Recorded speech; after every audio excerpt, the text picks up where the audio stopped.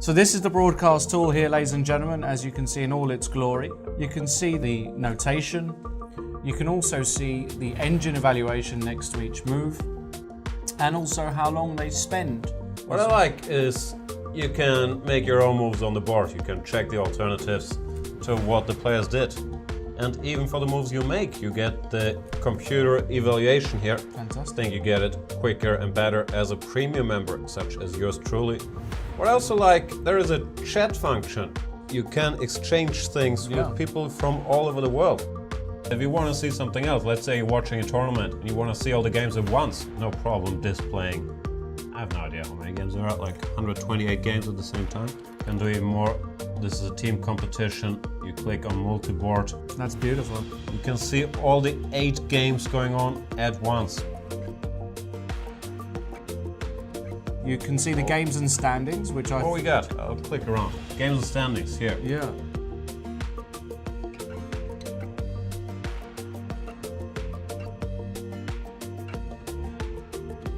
Analysis, if we click on that tab, Let's click on it. You can see that it's a great little graphical illustration. The red line is 0, that is the absolute even mark. And if the white bars go up, the further up they go, the bigger the advantage. And the black bars show a black advantage. Then there is a database, and here we get the alternatives. And if we click on a move in the database, bam! It gets played on the board. Fantastic. And then the PGN can even be downloaded. I like that feature. Yeah. Whatever tournament or game you're following, you click it and you open it in the program of your choice. Yeah, and one of the great things I like to see as well is when we get a video from the playing hall. I like to see them in their seats, nervous, you feel the tension, you feel like you're there, don't you? Chess is really becoming a spectator's internet sport. Great that we can see that. I also love to see the fact that we can get in some of our friends to join us during the broadcast. And it's all interactive, that's what we love. And a lot of overview functions there. A lot of great functions there, ladies and gentlemen. Make sure you take advantage of all of them. Let's get back to the commentary. Keep tweeting us, hashtag C24Live. We love to hear from you. Ask us anything, mainly about Lawrence life, but if you have other questions, they're also welcome. Also send us anything you like about Jan. Hashtag C24Live. Absolutely. Want to raise your chess to a new level? Challenge Yourself is an exclusive, innovative experience designed for Chess24 Premium members. Train like a champ, with a unique set of lessons prepared by the coaches of the challengers. Boris Girlfriend and Co. will help you improve your chess. Play a champ. Play a Grandmaster each day in Banter Blitz. Take advantage of this incredible opportunity from June 10th. Go Premium and challenge yourself.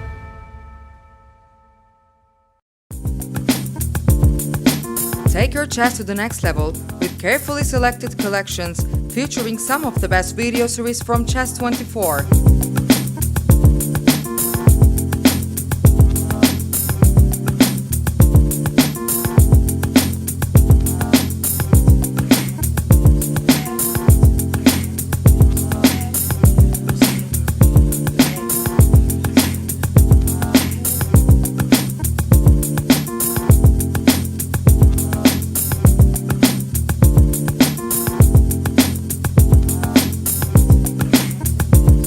Buy the courses to own them forever, save up to 60%, or go premium and access all series while having all other privileges of premium membership.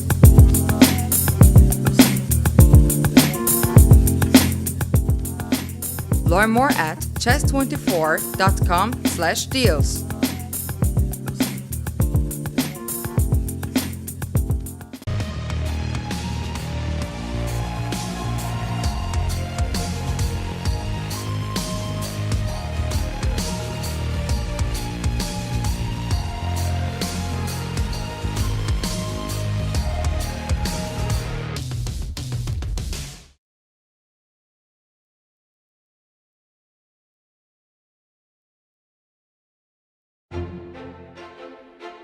super discounts on merchandise, massive sales on courses from Chessable, Chessable and Chess24 bundles, with new deals appearing every day.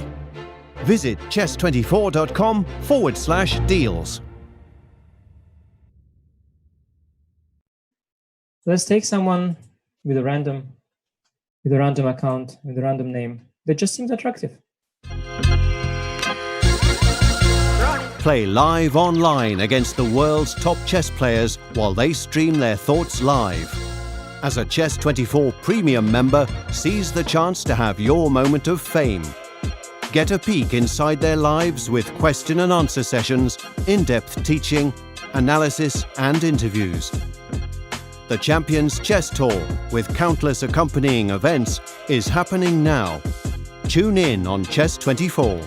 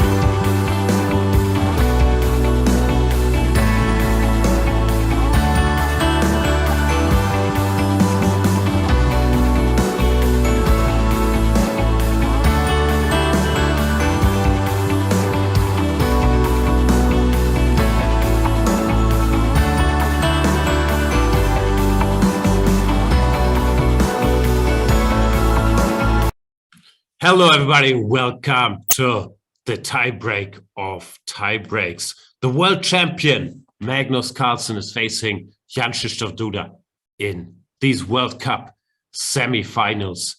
There is also the tiebreak in the women's section, the match for third place. And who better to talk us through all the action than 8-time Russian champion, former World Cup winner, chess expert extraordinaire, Peter Svidler is here with us. Peter, how are you today? Hey Jan, hey everybody. I'm very sleepy. Not that hungry, but very sleepy. Your only weakness? Yep, pretty much. But I'm planning to wake up once the moves start coming in, because that really is a kind of a mouth-watering prospect, the Duda Carlsen tiebreak. Jan-Krzysztof has been playing very well, and Magnus is Magnus. And I think Jan-Krzysztof in general is not a particularly easy opponent for Magnus in all formats. And as we have seen in Magnus's previous tiebreaks in this tournament, in particular in a very long protracted match he had against my young friend Andrei Yesipenko, he gets twitchy a little bit towards the end of them. If he doesn't, like, the longer they go, the longer he is still there and not winning and not, leaving the stage and starting to prepare for the next round.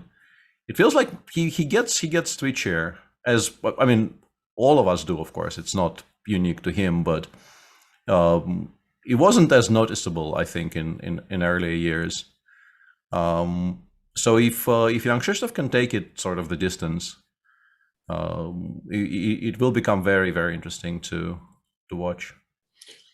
Yeah, you gotta go with the times. We're all getting twitchier, aren't we? There is Mr.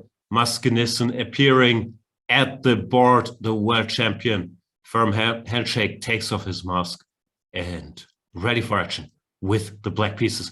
Before we get started, of course, we have to look what deal of the day our presenting partner, the House of Staunton, has in store for us today. I'm sure you people have cashed in on these tremendous bargains every day. And today, what we can save, $300 on the Imperial Series luxury chess pieces. Those aren't any chess pieces. This is the Imperial Series luxury, that's a tough word, luxury chess pieces.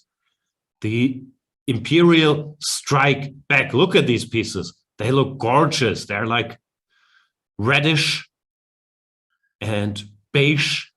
They're probably Staunton pieces. The knights look somewhat zombified, but still beautifully crafted. And it's $3.99 instead of $6.99 now. Peter, those are nice pieces, aren't they? Those are very nice pieces. And yeah, I was about to say that they look like the tournament pieces we all play with, but tournament pieces normally aren't that glorious shade of red. So it's an obvious upgrade. It's Imperial luxury. Exactly. And Magnus, he is taking the luxury of playing a good opening in the first game already. Like, he's playing the Berlin. No messing around. But Jan-Krzysztof doesn't go for the end game or the very safe rook to e1 lines. Instead, he's saying, you might be the world champion, but I enjoy playing chess. And I'm pretty good at it too. I just want to keep pieces on the board. Goes d3. First surprise here, the world champion does not bring his bishop out. Plays pawn to d6. What is that? That's already a little bit of a surprise. And I think it's an indication that Magnus does not want to engage with potentially long theoretical lines, because d3, bishop c5. Having said that, I sort of stopped myself mid-sentence, because I think Jan-Krzysztof actually has been playing a lot of d3, bishop c5, bishop takes c6 recently. And those aren't really very theoretical, although, of course, there's theory there as well, but they aren't as well researched, and they are more about plans and general strategy rather than memorization. Speak for yourself. I am sort of speaking for myself, yeah. But I think generally speaking, people who play d6 against d3 are signaling very, very early on that yeah, precise absolute equality is less of a concern compared to keeping pieces on the board and just getting a playable position of some sort. Are you? I've not, since really nobody has done this against me in ages and ages, and I just, I refuse to give myself false hope of getting this position. So I haven't looked at it in a while. But isn't c3 slightly surprising? Weren't you supposed to play castles here in order to be able to meet g6 with d4? There is that line. I'm not sure it gives much. Also, Magnus, as far as I know, usually has met castles with bishop e7. Typically when he plays d6, that's the setup he's been opting for. But here, maybe you're right, and he's been forced into that. And after c3, he does go for a setup with a6 and g6, which I haven't seen him play all that often. Like, yeah, I think it's become. I wouldn't know, to be honest. Yeah, many people have been trying this, and lots of different setups are these days somewhat fashionable, where black tries to play d6 and g6, a kind of a enhanced Steinitz type setups. But yeah, I don't think I've seen Magnus do this too much. I think he's played something, but not the. I think he played a6, like the actual enhanced. He's played this quite a bit, a6, d6, and here I don't know how it goes. He's played bishop d7, then g6, but obviously some tempi up if you want, with white having played d3. It's a different type of game. Yeah, exactly, and I think it stands rather well right now. Like the positions, like the one he got in the game, are, in my understanding, just assumed to be playable for both sides with no real advantage for white already. They're just very complicated. There's a lot of plans you can choose for black. You can go for some sort of early knight, at least an attempt to play some sort of knight h5, f5 early, or perhaps if you're Levon Aronian, you will go king h8, knight g8, and then f5, because he always does that, regardless of whether the rest of his pieces are. Or you could switch to like normal Spanish play, like you can play rook e8, b5, bishop b7, and claim that, I'm playing a Zaitsev where I did not have to play bishop e7 and then bishop f8, g6, bishop g7 back, arguably like a couple of tempi up on your normal Zaitsev setups. Lots and lots of options, and very interested to see what Magnus chooses here, because he understands this opening extremely well. Yeah, so still thinking. I believe usually he doesn't go for the sharper options on the king side, but he will try to bring the pieces out one way or another. But I'm also curious. He's also used to, as you mentioned, positions where the bishop sometimes is on d7 already through some other move order. So he could do that. But I believe, if I see this on the screen correctly, he's gone full Breyer on us, and he's played knight b8. That's a bit of a surprise. Yeah, and it's an interesting take on this position, yeah, because like perhaps the one big positional issue with the Breyer is that white often gets to put early pressure on the pawn on b5, and there's no pawn on b5 here. But if you don't play b5 either now or later in the game, what are we doing with the bishop on c8? So yeah, this is a very curious choice. But what I said about the Zaitsev remains true here. Often in the Breyer, black will take 3 tempi to get the bishop to g7, and here it starts its life on g7. So you can definitely perhaps you can afford to spend some time moving your pieces around, because you've gained that time by not playing bishop b7. Just in case there are some imposters in the Chess24 GM chat who do not know what the Breyer is, we're referring to this move, knight to b8, in order to reroute the route here. The knight here, which is the main Spanish line where this idea gets played. In this position, yeah, it's rare. We've seen this maneuver from Magnus in, similar situations, but I can't recall seeing him or anybody do this here.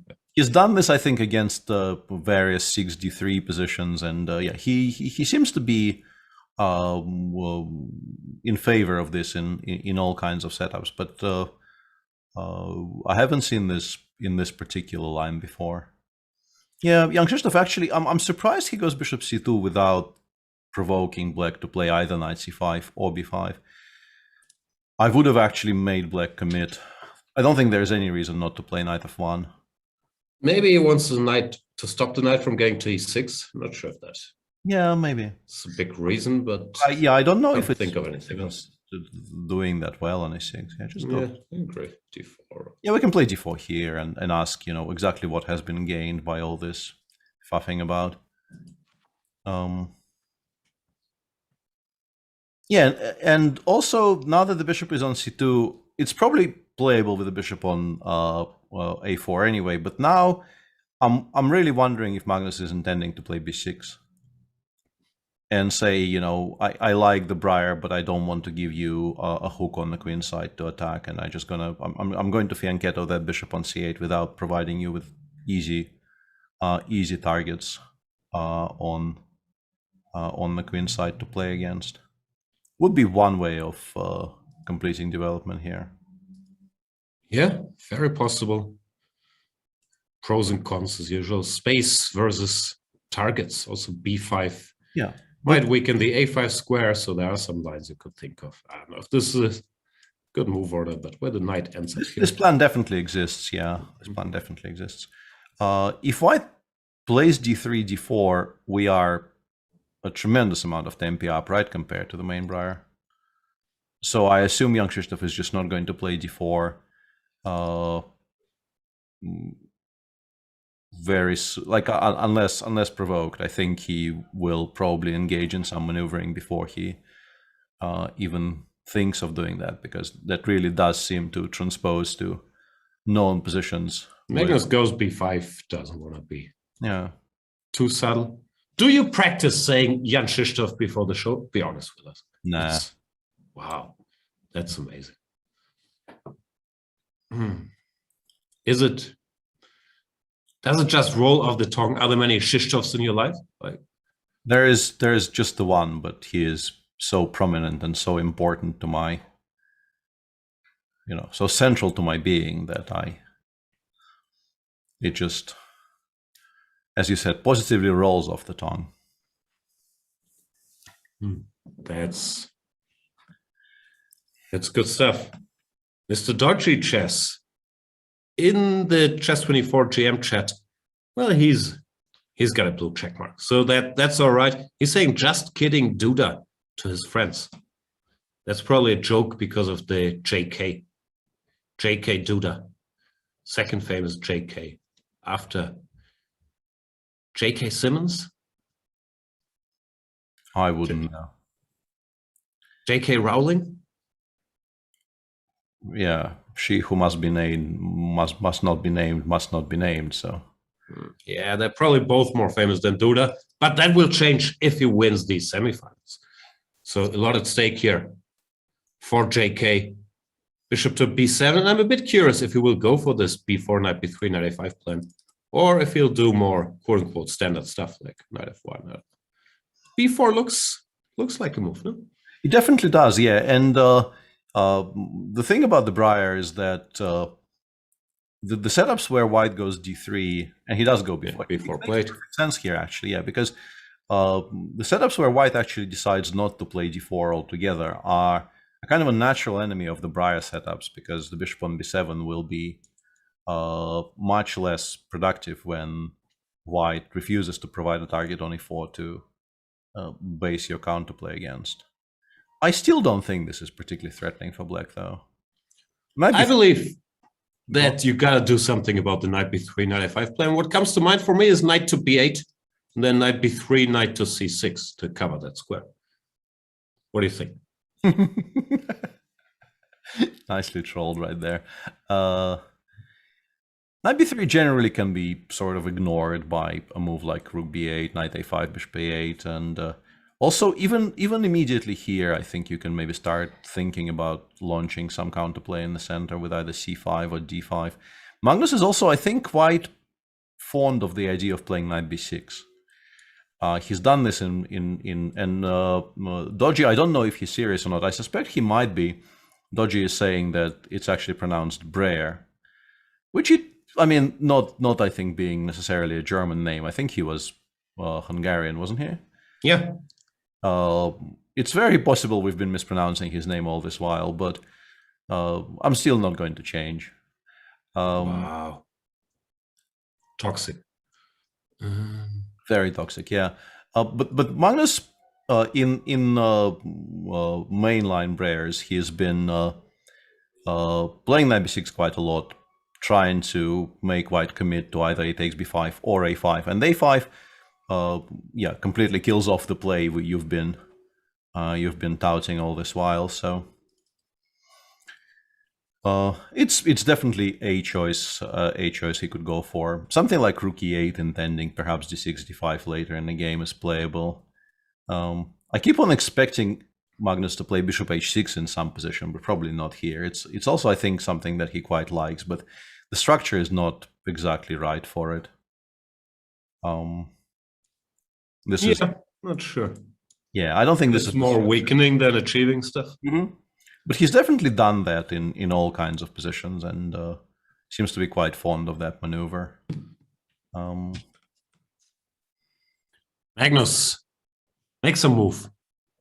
c5, d5, queen somewhere, knight somewhere, bishop somewhere. We've given you all the options. It's up to you now. King h8 would live on, still play king h8, knight g8? Maybe. Probably not. No, I think That's c5 played. Yeah, that was one of the more concrete options he could have gone for, and I suspect you're supposed to play knight b3 here to at least ask a question of some sort. And he's, I guess, he's planning to just go rook c8 once again, preparing the a8 square as a retreat for the bishop if knight a5 does happen. Yeah.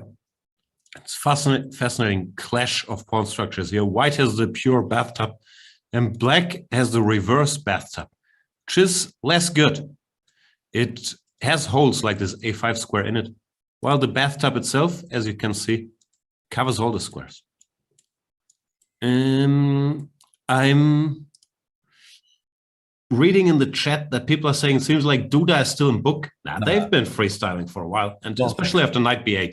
No one's in book. But of course, it's a Spanish position that both sides have seen plenty times, be it Spanish or Italian. We should maybe mention that Duda, usually he plays the Italian. So bishop b5 coming from him is a small surprise.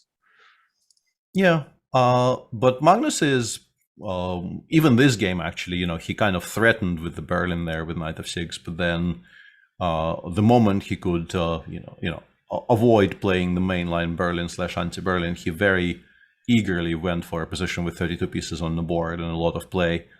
I think he is one of the better players these days to play the Spanish against, because he generally, at least, does not aim to end the game by, applying home prep from start to finish, even though a lot of prep has been done, and Magnus, these days is very much one of the premier opening specialists in the world, which perhaps there were periods in his career when this was not true, but he still, I think, prefers to play chess to just ending games on the spot. So to sum up, he's one of the better players to play Spanish against because he doesn't play theory, even though he knows theory, but he's also good at chess. So even if you get a game, you sometimes don't win. Yeah, but I mean, you can't not play Magnus when you're playing Magnus. This is a, this is a bit of a conundrum, right? Yes, you are playing a very strong player, but you are playing a very strong player regardless of which move you choose on move one. So that trap is unavoidable. Okay.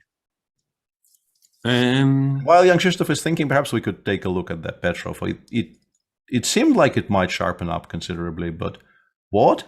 Hang on, it did sharpen up very considerably. Yeah. So far, so good. This is one of the topical lines.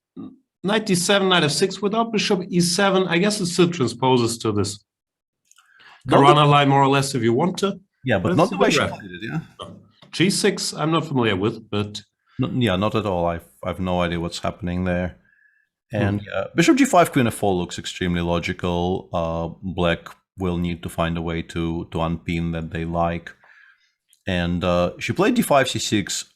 I think somewhat curiously, it's a defensive maneuver aimed at actually removing the pawn from c7, so you can play knight h5 without losing it to bishop takes d8 and bishop takes c7, which is a kind of a curious little bit of prophylaxis right there. And after h5, honestly, I thought for a second that maybe white is just borderline winning, but I did miss knight takes h5 exists, as I suspect from the pause now may have happened to Anna Muzychuk as well. And this looks, I think, optimistically you describe it as very unclear for white. Pessimistically, I think black might be just better now. And maybe you just don't take on h5 at all. Maybe you just kind of cut your losses, play something like queen h4, and say, yes, I'm now pawn down, but I did succeed in opening the h file, and I should be able to generate some play along it. I don't know how much play, though. Like queen h4, I don't know what black even plays here. f6 bishop e3 seems awkward, but we can maybe continue with f5 there, just to make sure we never blunder g4 anyway. Bishop g5, bishop f6, start trading. There's going to be some compensation, but it is a reasonably healthy pawn. We'll see. We'll see what happens. Imasuji says Anna won't be able to resist playing rook takes h5. She knows it hadn't been blundered. She knows it's not a mistake. f6 is an obvious follow-up, and I think this position is just not good for white. So, yeah, I think by necessity, honestly, she will do something else. D takes c5 is curious. How are we recapturing? I think we probably, yeah, DC looks more logical than knight takes. Although knight takes is not really that horrible either. But provoking white to play d3, d4 is probably not ideal. So yeah, I think I'm taking with the pawn. White probably goes rook b1 maybe. But I don't know what provoking bishop c6 even does. Like black will probably have to play bishop c6, but it doesn't look like a bad move at all. Definitely, maybe. Let's see how Magnus decides. To me, knight takes c5 doesn't look too bad. I'm not sure. It depends on direct stuff, no? Structurally, I kind of like it. Yeah, it's definitely playable. Yeah. Yeah, he takes with the knight. Does take with the knight, yeah. So if we go d3, d4 immediately here, do you take on a4 or do you go back? Take it. Yeah, takes. I probably take with the queen. And now queen c7 or something. Yeah, it's a move with bishops. Center is weak. Isn't black doing well? Well, it very much depends on whether, like, if white gets to play d4, d5, c4, bishop a3, and we still haven't done anything as black, we're kind of borderline lost positionally. So I think it becomes very, very tempo-y. Maybe you don't even play queen c7. Maybe you actually play like e4, c4, rook e8 or something, just to start immediate pressure on the center while you can. Because I'm really worried about allowing d5. Yeah, takes, rook e8, trying to use the fact that d4, d5 currently is maybe not that strong because the rook is on a1. To me, black's position looks great. Yeah. Yeah. Then again, if you allow me to play in that position, d5 and bishop b2 is one move, I don't know how happy you will be about it. Yeah, but this repeated argument of yours, if I could make 2-3 moves out of a good position, you can apply to most positions. That is true. That is true. There is some point to it, but it's not immediately obvious. And Jan-Krzysztof goes for a much more restrained approach. He takes on b5 and doesn't take on a8 to be able to play bishop a3. So the rooks are being kept on the board so that bishop a3 becomes an option. Yeah. Playing it structurally, but it doesn't look like the black pawns are so weak. No, this guy, it's not so easy to attack more than once, after which he covers. Yeah. No, it's an unclear position. I expect something like rook e8 to happen here, or queen c7. Maybe queen c7 is more concrete. because maybe something is hanging right now. I don't know if knight takes e5 is an actual, well, actually it's not, yeah, because rook takes a3, and taking on c5 and e5 maybe is also not a threat. But you don't want to be calculating it every single move, so... Yeah, also d4, Yeah. you might want to step out of this diagonal, so rook e8, I'm with you. Yeah, in a blitz game, it's a move that there it is. He's played it already. Yeah. Rook e8, queen b1. Maneuvering. Yeah. Queen b1 is also a typical move you make in positions like this, and here it's even a two-pronged idea. You are attacking the pawn on b5, and you're also supporting the pawn on e4 in case you ever want to play d3, d4 in the future, because the black pieces currently are exerting a lot of pressure on the pawn on e4. So queen on b1 is a very useful piece. I'm sort of liking this for white, actually. I think like bishop c6, d4, I think does look kind of promising for Jan-Krzysztof. We go queen d7, let's say. Not ideal use of the queen. Even here, I think d4, knight a4, bishop b4. If I have to pick, I'm probably picking white. It's not clear at all. I mean, these are very, very double-edged positions, but if white stabilizes, the pawn on b5 is kind of, well, going to be annoying for a while. The bishop on b4 is a very, very nice piece, which is why I quite like AB, bishop a3. I missed that idea. Yeah.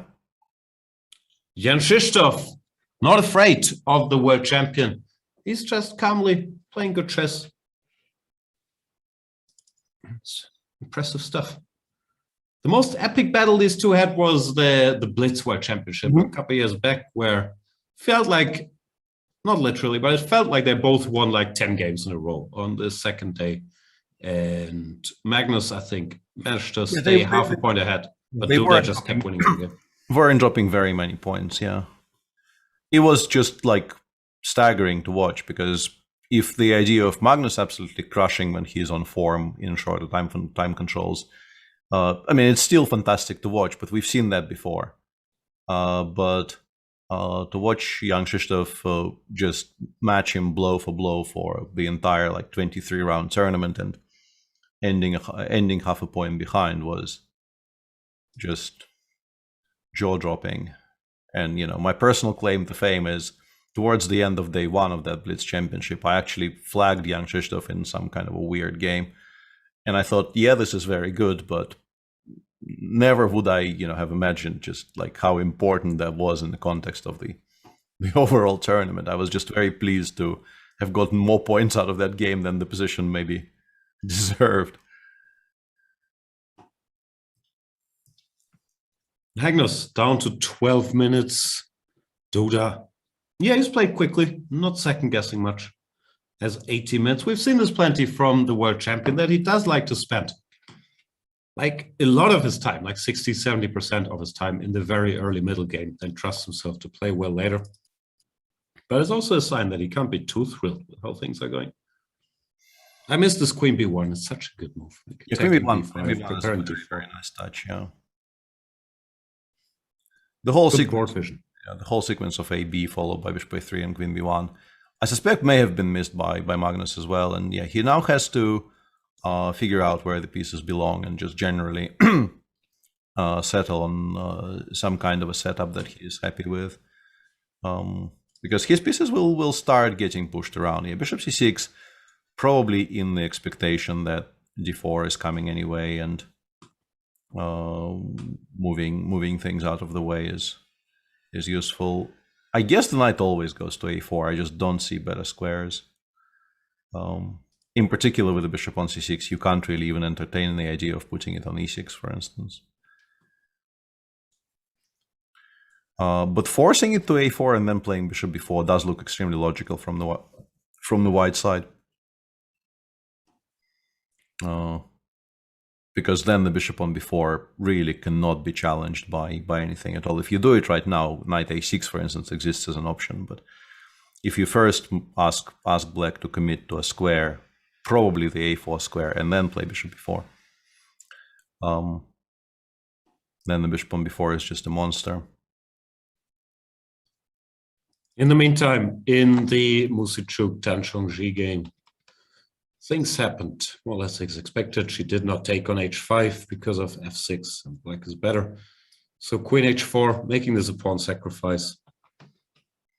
Yeah, black did not play bishop f6, went queen a5. Yeah, I think in particular in connection with the next move, I quite like this because rook e8, yeah, first of all, it threatens, or at least like hints at rook e4, but I think maybe even more importantly, it stops white from getting some kind of bishop e2, knight d4 play in, challenging the knight on h5, which is currently doing a very good job of, plugging the semi-open h file and therefore making white's potential attack on the king side less potent. But this is still a very, very sharp position. I don't know who I like because c5.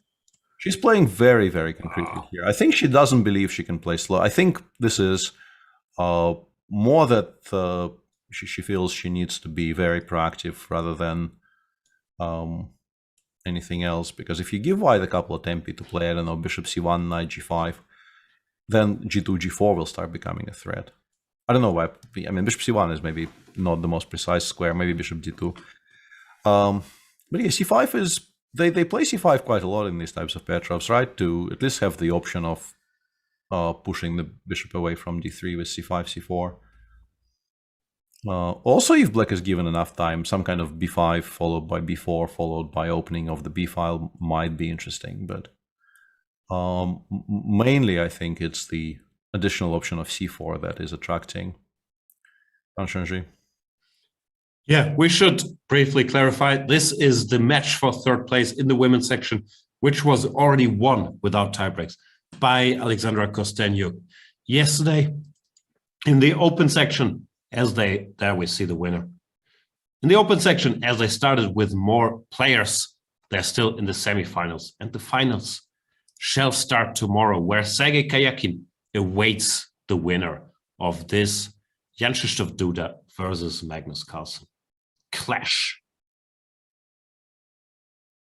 Jan-Krzysztof still a bit sleepy. It's early morning in Sochi. What time is there? Like 3, 4? Yeah, 3. And Magnus, he looks focused. I guess he's not thrilled with his position, but yeah, he doesn't look bored or sleepy, any of that nature.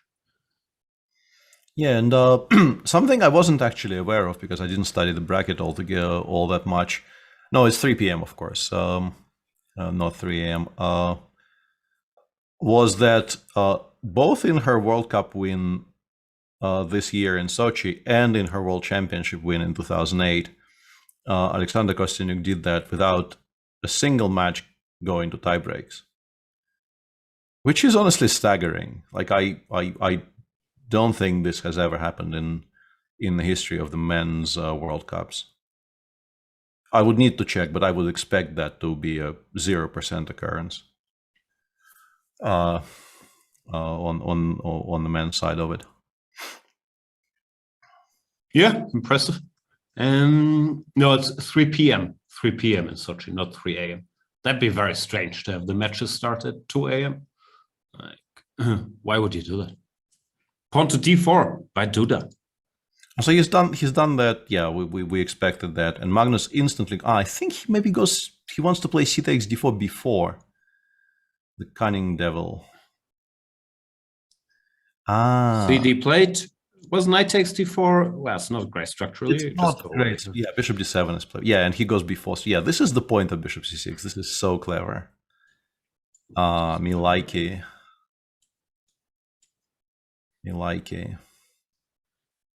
He's trying to distract the queen from covering the e4 pawn. Yeah, this is a very, very crucial little bit of tactics there by the world champion, because if the bishop is pushed back, you can play bishop b2, but I suspect maybe even before b3 is playable in reply, kind of further reinforcing the same tactical idea. And if you take on b4 with whichever piece, you end up losing the pawn on e4 in reply, and black probably equalizes. I suspect it's some kind of a forced draw here if you take... He goes bishop b2 straight away, like he doesn't even consider the more conservative options, which maybe is an indication that he did not miss it. I definitely did miss before, until Magnus confidently traded the pawns in the center. But Jan-Krzysztof seems like wasn't surprised by this.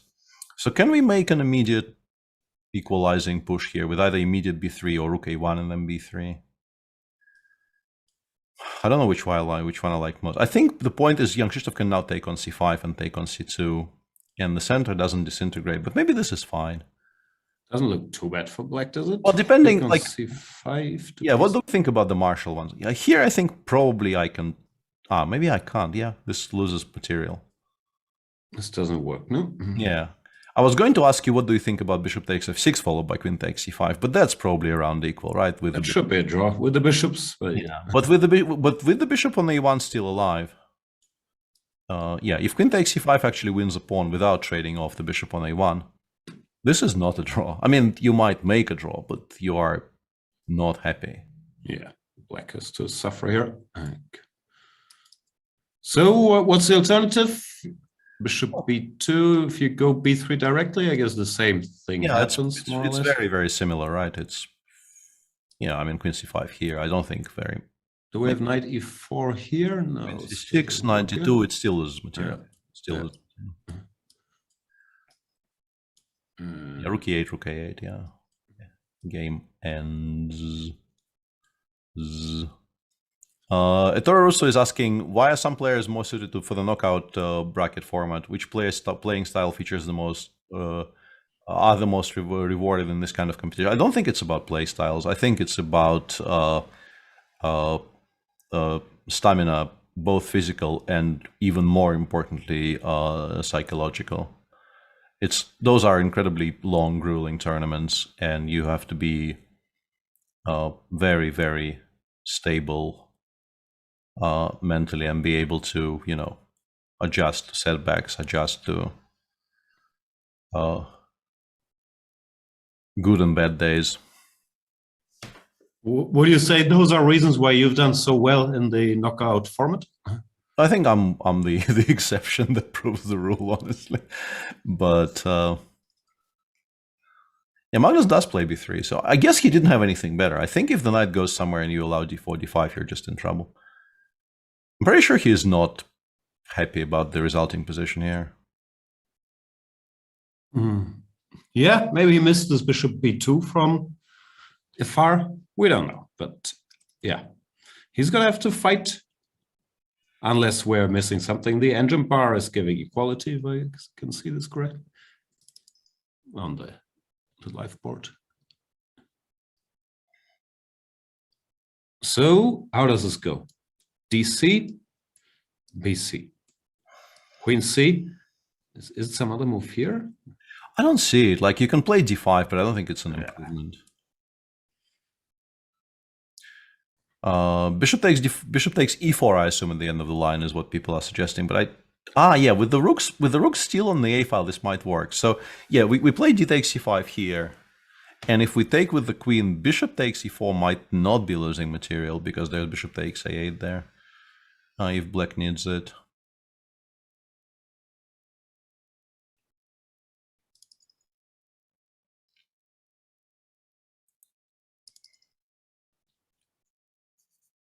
Both sides in deep thought here.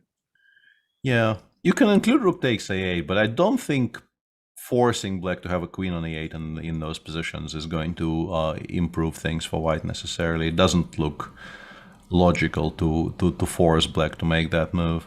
Yeah, this sequence is on the board: DC, BC, and DC2 and DC. Yeah, and there's I think the first one to point that out was ChessFan993. I think bishop takes e4 actually maybe is playable in this position, which is very important for Magnus.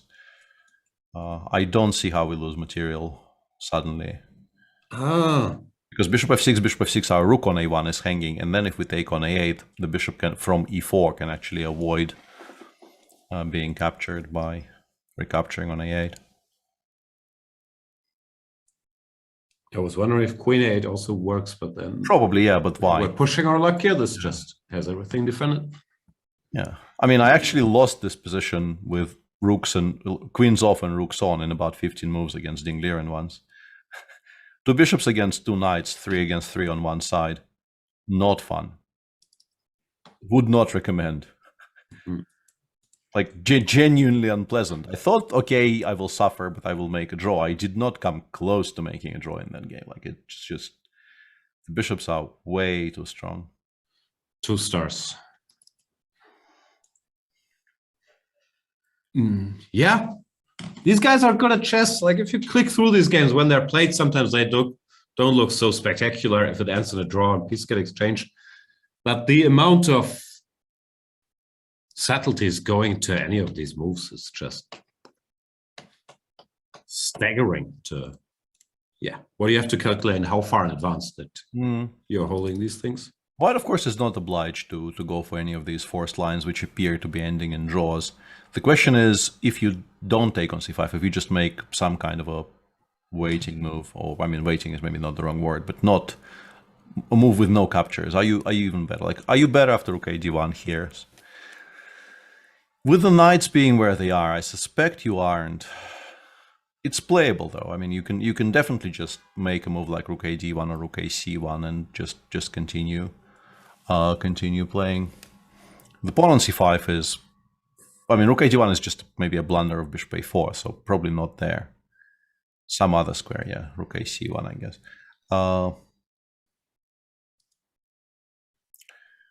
The pawn on c5 is more of a weakness than a strength. If the dark square bishops come off, you definitely play on with white. Like, if after rook c1 you imagine black playing knight d7, bishop g7, king g7, those positions are, I mean, holdable, I assume, but they're definitely quite pleasant for white because of the somewhat weakened king. Knight g7 is not forced, though, of course. Yeah.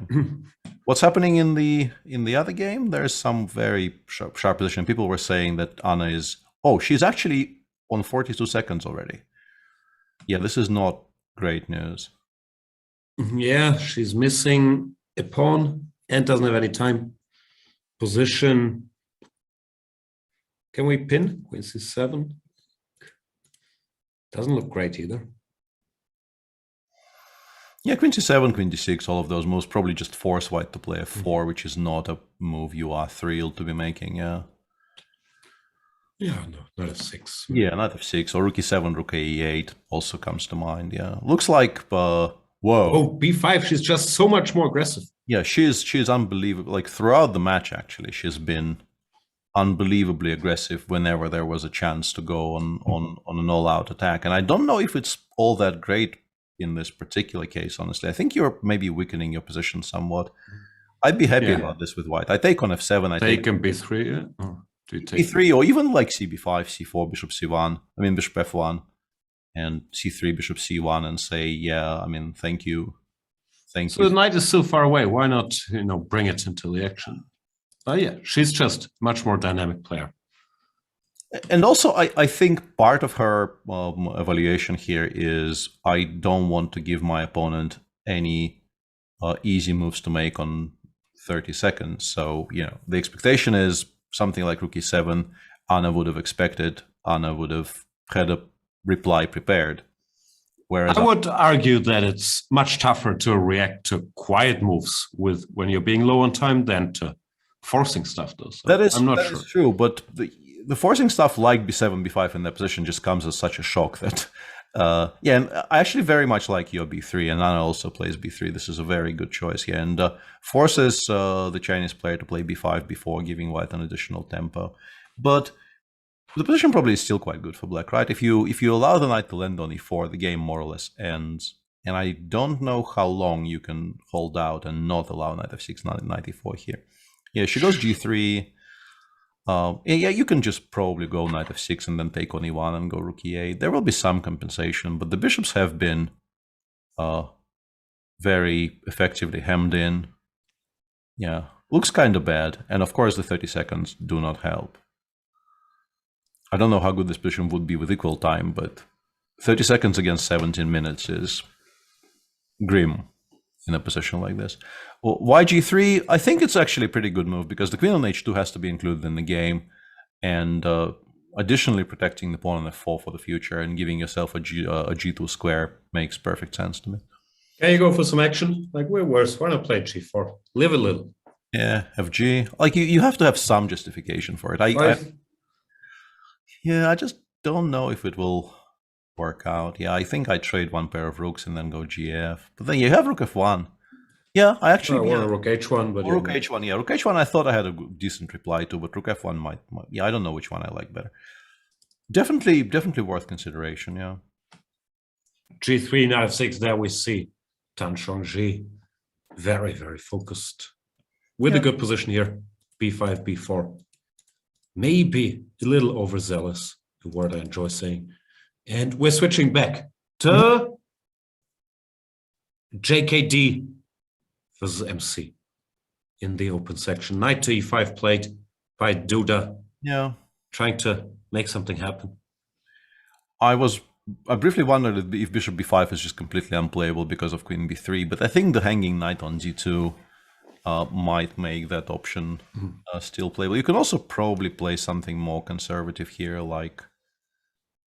I was looking for a good square for the queen, like queen c7, queen b6, queen d6, but none of those things look particularly convincing, either because they lose the pawn on c5 or because they allow knight c4, knight d2, c4 with a tempo.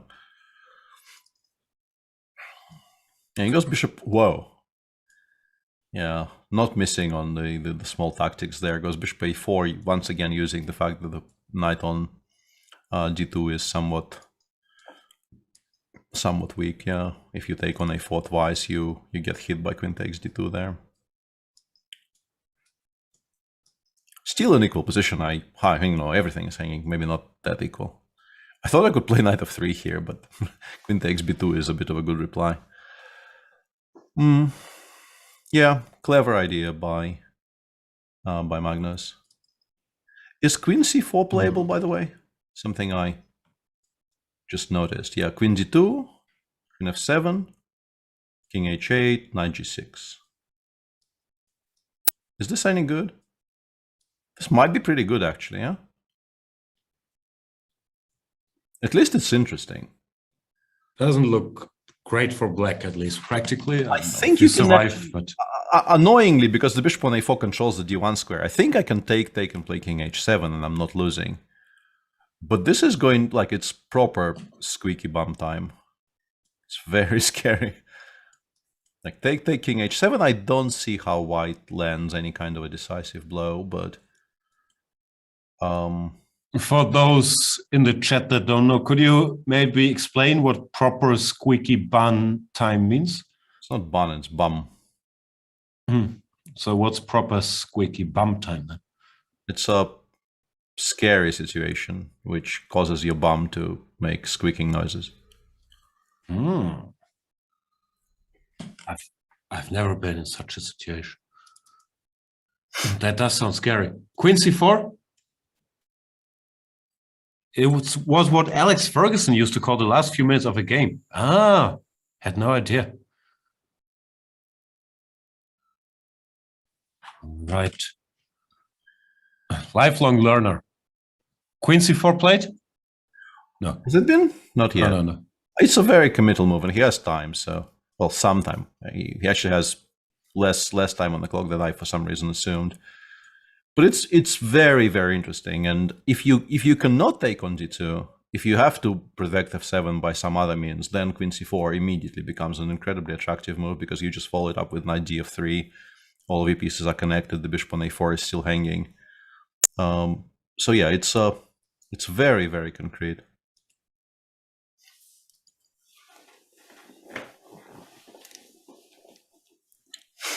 And Duda taking his time here. Is white under pressure? No, I don't think It so. goes for something like queen. Well, you can just play queen c1. I mean, if you want to be safe in the current position, you can just choose a less adventurous square, and and he actually maybe he found some because like that looks. He just takes. What are we missing? Like queen a1 in the end, or what's the point? Yeah, that's what I was asking.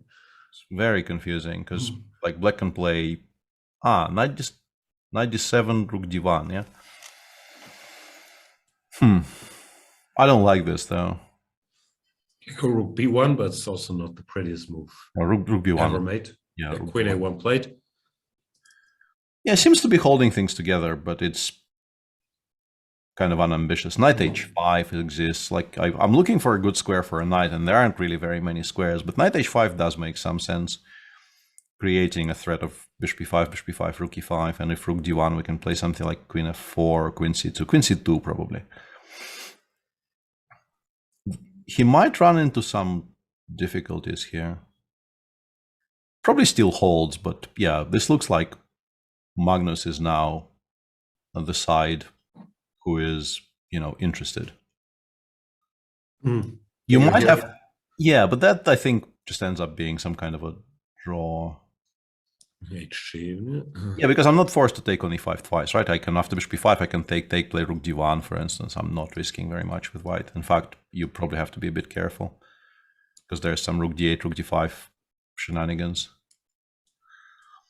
But knight h5 really bugs me. I was trying to figure out if there's anything better than bishop c3, and if you do play bishop c3 here, black gets an endgame with an extra pawn, which he probably doesn't win though. Bishop c3, bishop e5, bishop d2. What's wrong with knight c4? I don't know, bishop after you can do that as well. Yeah. Sorry, yeah. For some reason I thought bishop b2 was forcing knight takes b2, which is a very ugly. No, I just want to take. Yeah, but you can do that. Yeah, that's just a draw. I assume. That's just a draw. Yeah, then none of my stupid finesse is required at all. Magnus also looking for a good square. He's ahead on the clock. In the meantime, yeah, for the first time in this game, I assume. There comes knight h5. Yeah, I just couldn't find anything better. But yeah, now I suspect knight c4 is more or less an immediate equality for white, and I don't think there's anything stronger. Rook d1, queen c2, I think is just inviting trouble. Bishop c3, as I mentioned, allows an endgame where black is a pawn up, although there is bishop h6 in the end, so I assume it's also just a draw. In the meantime, there's a black pawn on a2 now, while the rest of the board is not exactly approved for white. So Tan Chongji still in control. I actually wanted to say that this is a huge improvement for white, because if we don't get mated soon, which I don't think we are, like if you imagine rooks coming off here, yeah, the bar apparently says black is winning, but that's like move by move. Knight g4 is probably quite strong, but because you are threatening knight e3, knight takes c2, opening, blasting open the long diagonal, I guess. And the playing on increment situation has not improved for Anna either. But if you could somehow trade the rooks off on the e file, the pawn on a2 is just a weakness which will eventually get picked up, I assume. So I thought maybe there was some positive change in the evaluation in terms of how Anna was doing. If knight e4, isn't it just resigns as well? Okay. Yeah, I wanted to play rook e1 here. Any threats? Anyway. Maybe bishop c1, bishop b2, and then I will have threats, potentially. I don't know. I thought I was seeing some sort of a light at the end of the tunnel, but, as is obviously always the conclusion of that sentence, it's just the E train. Queen c6, rook a8. Yeah. Yeah, the issue is after knight e3, you will have to play rook c1, because otherwise knight takes c2 will probably just deliver mate, so it's a... and Jan-Krzysztof actually played bishop c3 instead of knight c4, and Magnus did not play bishop e5 here, preferring to keep the game afloat. I don't think he thought he was worse after bishop takes e5, so I assume he thinks he has winning chances here after queen c2. I really wonder why knight c4 wasn't played. Maybe we're missing some kind of a smart jump with the queen, like queen d3 or queen somewhere. Computer says it's 0-0 as well. Maybe, Duda has never tried to end the game whenever he didn't have to. Maybe he's queen also just trying to look at these guys. At queen a7 instantly met by queen b3, meaning that it wasn't blundered at all. But like all the very, very cute geometries here. Bishop b5, rook e5, queen b8, check. But Magnus instantly meeting queen a7 with queen b3. And now the knight on e5 actually is hanging because we took control of the b8 square.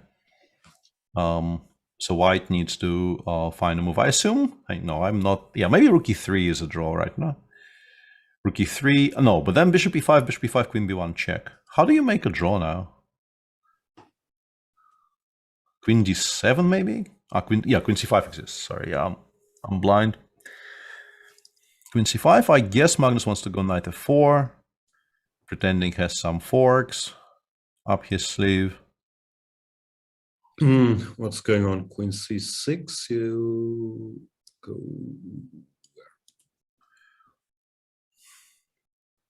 This is getting very confusing. Maybe Yeah, even queen e6. Yeah, queen a6 is still fine because the pin is so annoying along the g7, c3 axis.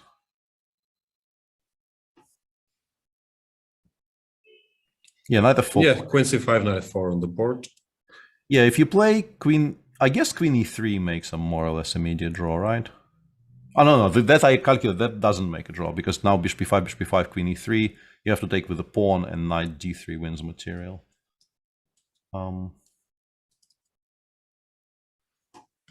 Who's better? White. White has to be careful, no? With all these jumps, no? Yeah, looks like at least in practical terms, it's definitely on Jan-Krzysztof to find a way to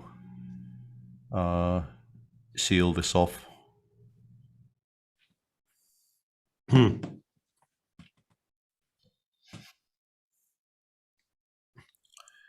Chat, Grandmaster Chat is saying rook e3 only move. Oh yeah, that does make sense. It's it sort of controls more people, more of the squares you need to. If I give a check, you take. Or? I have rook e1 in the end, right? Ah, sorry, I blundered. Can't do this.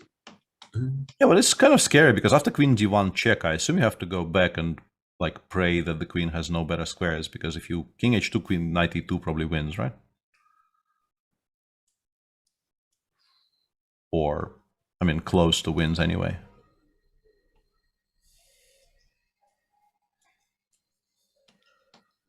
So you go rook e1 here and you hope that you haven't blundered anything, and maybe, like, I don't know, queen h5, for instance, scares me very, very much right now. I have no idea what's going on anymore. It's a rough spot for Jan-Krzysztof Duda. Great calculator, of course, but down to 1 minute. And even as a great calculator, black has so many options, you can't figure it all out. No? I think what happened was he thought he was, you know, creating a very, very nice trap with bishop c3, specifically aimed at queen c2, queen a7, probably missing queen b3. And yeah, now despite being a pawn up, he has to defend and has very, very little time. I mean, rook e3 is playable in practical terms because, like, the family fork threatened with bishop takes e5 and then knight d3 is, you know, so obvious that you just, I think, land on rook e3 by the process of elimination of everything else. But he's done it. Yeah, but like, what do we play after queen d1 check? Yeah, rook e1, one. But yeah, after queen h5, like, what's the move here? Do we just like play queen c6 here and say it's a draw? Maybe we just play queen c6 and say it's a draw, but like, this is not fun. Rook e5, we give a check from c8 as well. I think it's stronger to start with queen c8 check to drive the bishop to f8. Okay, I want to give a check, force you to play this, and then play g3 because I also protected the pawn on h3. So yeah, I guess this is fine, but like, it's Magnus will very understandably continue playing this forever. Can very easily win this, especially with limited time. Like, I assume I'm not even sure if it's a yeah, because like without queens 3 against 3 is, I think, a draw, and the added pawn on e4 is obviously quite significant. You can play queen c4, queen d5, and start chasing. But yeah, if this is actually what you're supposed to do, it's not fun in 30 seconds. None of it is. None of it is fun at all. We know Duda is a fun-loving individual, so he'll look for another way. Rook to e3 on the board. The world champion, 2.5 minutes. Yeah, taking his time. The other game is actually very, very sharp right now, but I think we should stick with this one with the very limited time they both have and the position extremely sharp. Is there anything else apart from Queen D1 check? Like, are we missing anything very strong for Magnus? What's White's next move if Black, I don't know, plays H5 here just to like improve slightly and stop knight G4 ideas? Who does that? Yeah, nobody. I'm just trying to figure out like how pinned White actually is here. Maybe not that pinned, like it's probably a bit of a stretch. Queen C6 probably is the next move. Yeah, I think he goes Queen D1 check. Jan-Krzysztof, yeah, just instantly goes Rook E1. And now after, I mean, Queen H5 is one, and yeah, I don't think anything, I don't see anything stronger than Queen H5. I mean, you can go Queen C2, but then probably Queen E3 makes a draw. Maybe Queen C6. Maybe Queen C6 is quite strong, actually. Yeah, because now after Rook takes E5, I will have Queen A8 check in that position compared to earlier situations. Yeah. Magnus clearly, he knows Queen H5 exists. He's just trying to figure out if there is something even stronger that he might be missing. Even something like Queen D8 is maybe not entirely insane. Creating a very strong threat of Queen G5, and Bishop E5, Knight D3 remains on the table. And it's maybe a good move against 40 seconds. But the issue is it probably allows something which immediately equalizes, like maybe Queen E3 holds, maybe Knight F3 holds, who knows. Something, yeah. Rook E5, Queen C8 is less great.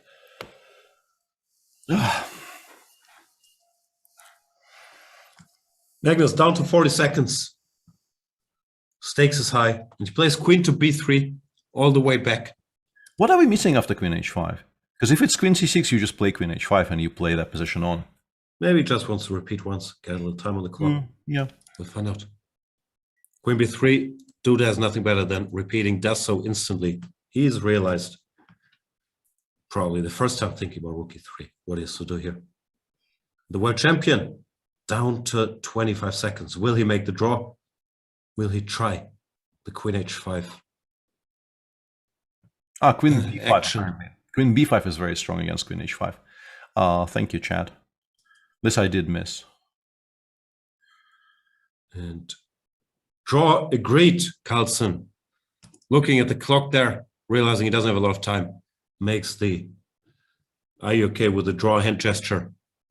And Duda accepts, doesn't have anything better. So a hard-fought draw in this first tiebreak game.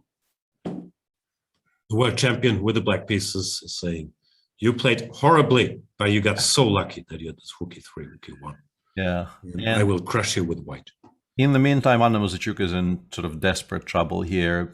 2 pawns down and the bishops aren't still particularly participating in the game. Although Bishop A3 now maybe creates some uncertainty. If you can imagine those bishops actually getting some space to roam, it could become much less clear. So I think, yeah, Anna actually goes B3, B4 just to, launch something towards the queening square. CB, I assume she just wants to go C5 and then maybe Queen B6, C6, something like that. It shouldn't be fast enough, but from a practical standpoint, it's much better than waiting for Black to improve. So I think it's a question if Anna's sister was playing in Sochi too. Yeah, Maria Muzychuk, former women's world champion. They've had a similar chess level for a long time. I think their ratings are pretty close as well. Both very established world-class players, Anna and Maria Muzychuk. Yeah, I'm trying to remember who Maria lost to.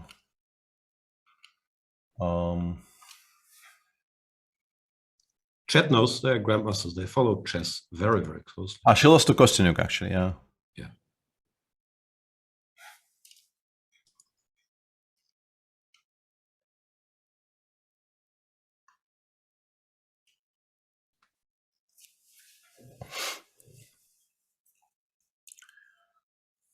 Yeah, with white as well. I now remember the game, yeah. Was some kind of a very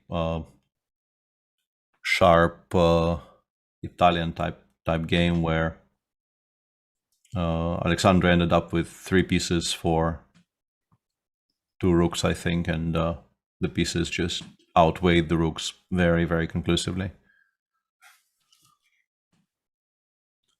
C5 knight to E3.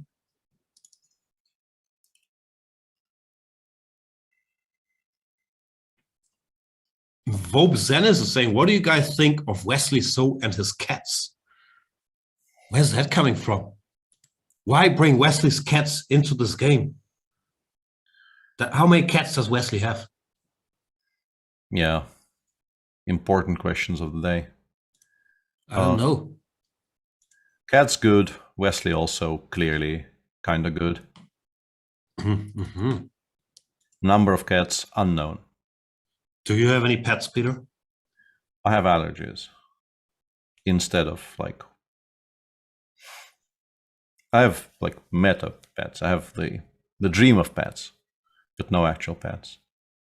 You have digital pets?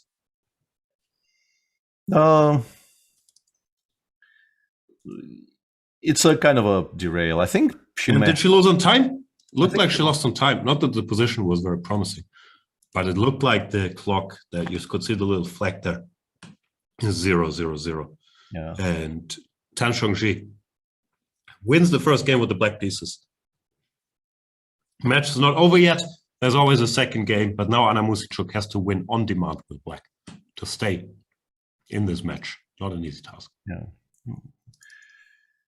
When you asked me about digital pets, I saw that as a kind of a bit on Twitter at some point, but I kind of came to that conclusion earlier by myself, so I'm very proud. It's this idea that we all wear Fitbits these days, and when we were kids, there was this thing called Tamagotchi, where you had this like little bit of a gizmo where you had to like do things to keep the kind of a stupid little animal that was supposedly inside the gizmo alive. And now we have Fitbits. And if you think about it, the Fitbits basically are Tamagotchi, only the stupid animal that you're supposed to do things to keep alive is yourself. And wow, that's just biting commentary of our times. Like, I agree. I don't have a Fitbit though. Is that a thing? Does everyone have Fitbits? Lots of people seem to be wearing some sort of a Fitbit device these days. Wow. Peter just wrote Black Mirror Season 8, says Bear 856. Wow. From what I hear about the latest, we are the Tamagotchi. Yeah. Hey Siri, what's my heart rate? Do I need food? Hey Siri. Yeah. Siri doesn't speak anymore. The correct reply to that, of course, is my name is Alexa. There she is. Wie ist mein Herzschlag? Muss ich etwas essen? Ich finde leider nichts Passendes zu Restaurants. Useless. All right. We are tied in the Jan-Krzysztof Duda versus Magnus Carlsen tiebreaker. Next game, Magnus Carlsen will have the white pieces. If that game ends in a draw, the plays continue with 10 minutes plus 3 seconds. Is it 10-3 or 10-5? I think it's 10-5. 10-5 per game. But if either side wins the next game, it's over. And the winner, it's 10-10 actually. The winner advances to the finals. So as usual, it's this decision for Magnus Carlsen. Does he want to try to push it with the advantage of the white pieces? Or is he cool with a draw, arguing, that gives me 2 games instead of 1. And I don't like playing for all the marbles in 1 game. I would assume that he's going to try to make something happen with white without taking any crazy risks. But I'm very curious what his strategy will be. Yeah, I don't think he goes all in, but he definitely also doesn't just sort of relinquish the white without trying to get somewhere. What happened in their classical? There was this Vienna, right? The the pawn down Vienna. Yep. he had a very decent position there. And also, I think there were avenues of potential improvement, obviously for both sides, but definitely Magnus could have taken some slightly different turns along the way.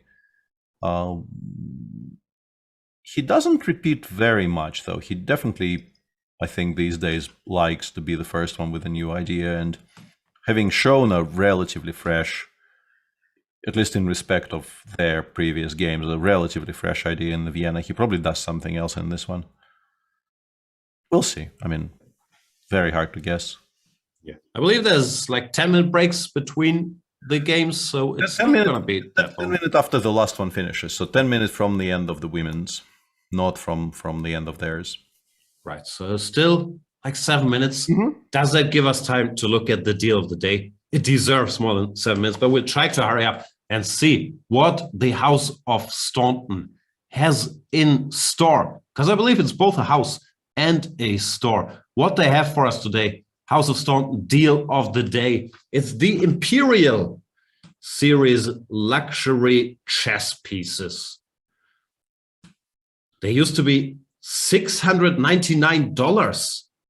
Now they're $399.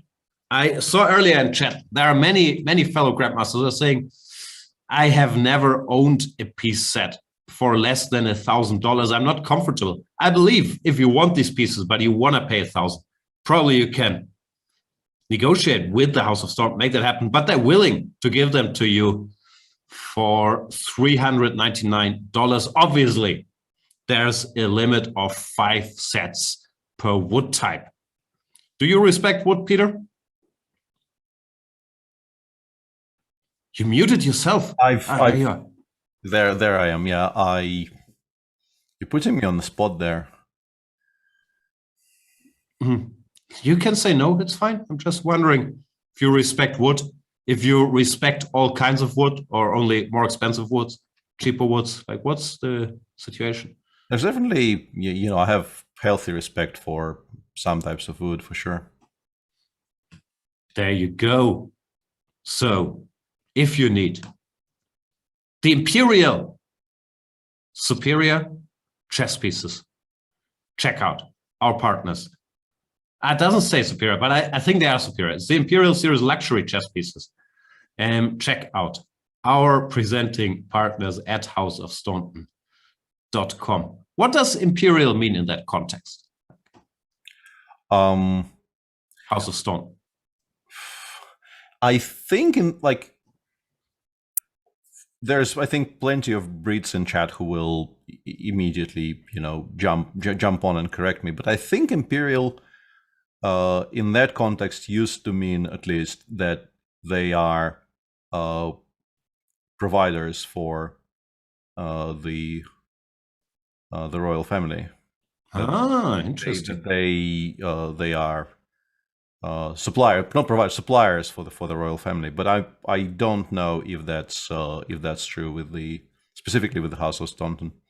But I think in commercial terms, if somebody uses the word Imperial to describe their products in the British setting, I for some reason have a feeling that this might actually have a very set meaning, and it's a claim you can't make if you aren't a supplier to the royals. Gotcha. But it certainly means good stuff in this context, because those are beautiful pieces. And here we see Anna Musicuk already sitting over the board. I'm not sure if they're playing with those types of pieces there, but I believe these are all Staunton normed pieces, which is what you want. Or you want some nice wooden pieces, wooden board. Does it bother you when you have like a plastic board when you arrive at a tournament? Maybe it doesn't happen at your level. Doesn't happen very often, but does happen occasionally. It doesn't bug me necessarily, but you of course prefer to play. You prefer to play with the good pieces, and Staunton pieces are absolutely the default set you see. You see in higher level tournaments, and apart from the shape of the pieces, which you don't really encounter, weirdly shaped weirdly shaped chessmen in tournaments, it's more really about the weight. Some of the sets are too light, and like I think you can never really err on the heavy side, but you can definitely err on the lighter side. Like the piece should have a certain heft to it. You have to have a feeling of holding something in your hand when you make a move. Yeah, I couldn't agree more. When do we continue these games? Ship that cheese. Thank you. Magnus. We never would have guessed, yeah. Yeah, we're providing endless material here for the jokesters in chat. What? I don't know. Any chance Bear of 856, yeah, that we need to cover. Any chance of dodgy marketing a set where all the pieces are on horseback? But what about the knights?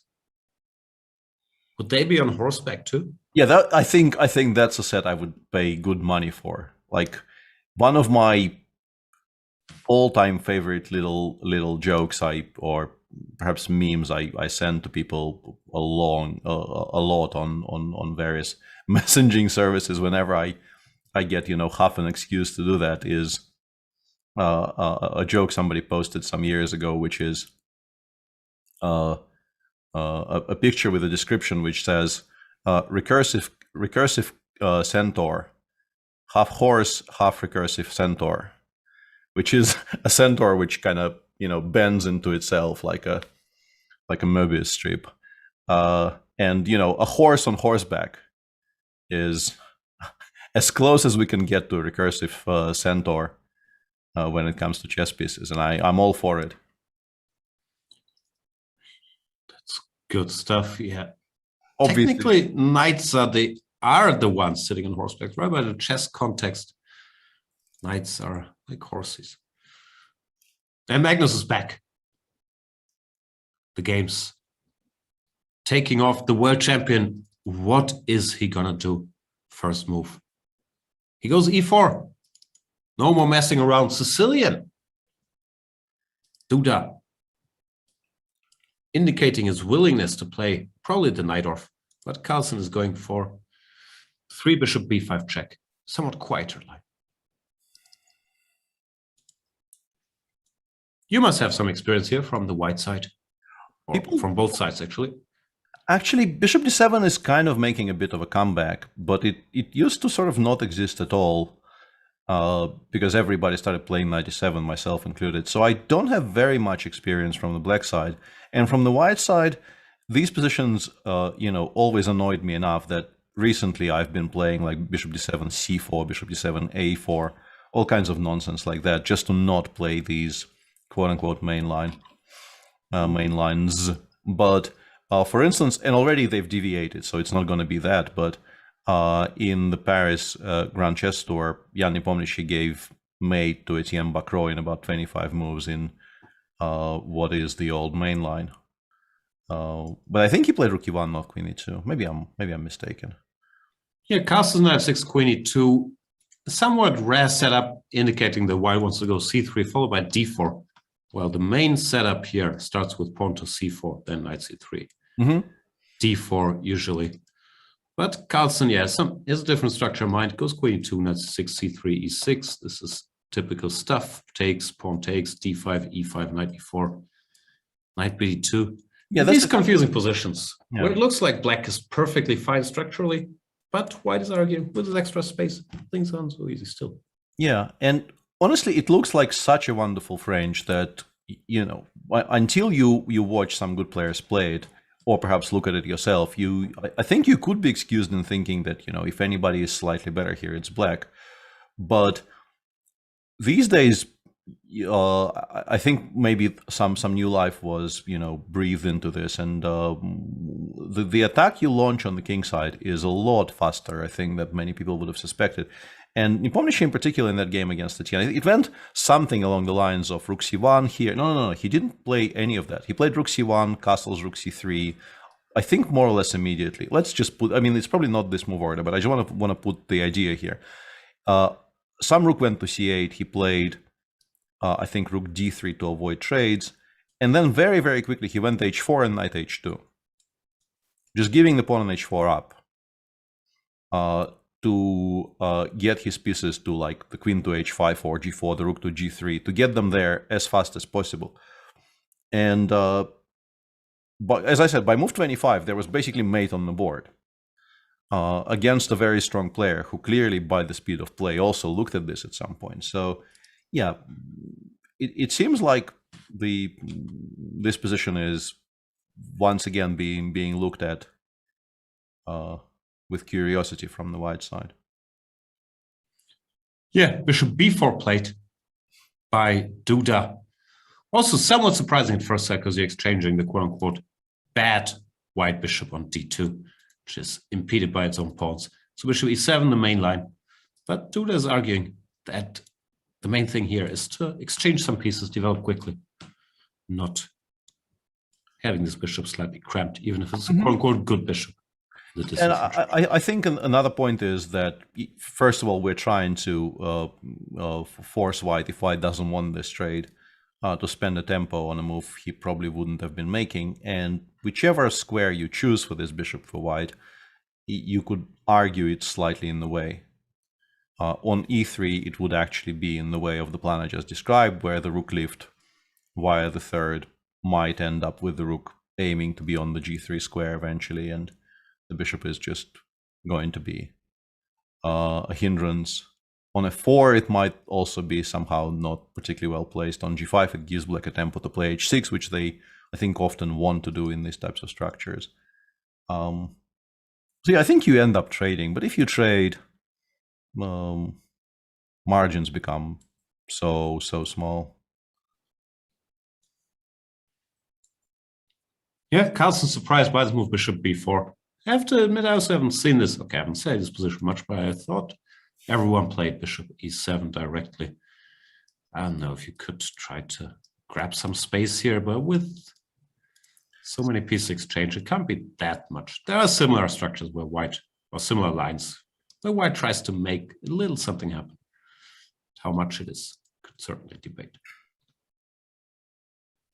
Yeah, there was a recent game between Geary and Grandelius, where Niels played bishop e7. And somewhat surprisingly, Niels also played this recently with the white pieces. So seems like that, high-level practice starting from this position has been based more or less solely on Niels's games. Modern chess is basically just footnotes to Niels Grandelius games these days.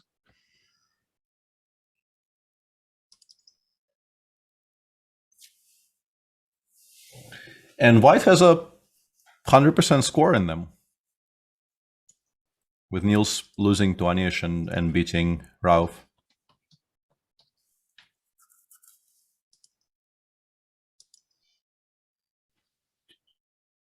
But that's, yeah, maybe the reason why Duda, who very quickly went for this bishop b4, tries to deviate. Magnus really seems surprised, taking some time here, probably because his whole strategy for the game will depend on the next move. No, if you exchange bishops, if you try to keep them, it's it's been played once in a game between two grandmasters. Amin Bassem played this against Ahmed Adli in 2016, and bishop 4 already we are in completely uncharted waters. Duda not shocked castles, which in fairness, pretty natural move. Now, if white goes a3, does the bishop go to b6? I was about to ask you the same question. It feels like you are, orphaning your king side a little bit too much if you do that. But on the other hand, it does stand so well on b6 that, like, if you believe you're not getting mated, I think you are very incentivized to do that. Queen d3 played. Now knight g5 normally should not be allowed. You would expect either h6 or Maybe even f6 is playable, but f6 I feel it's a little bit too early to play f6 here.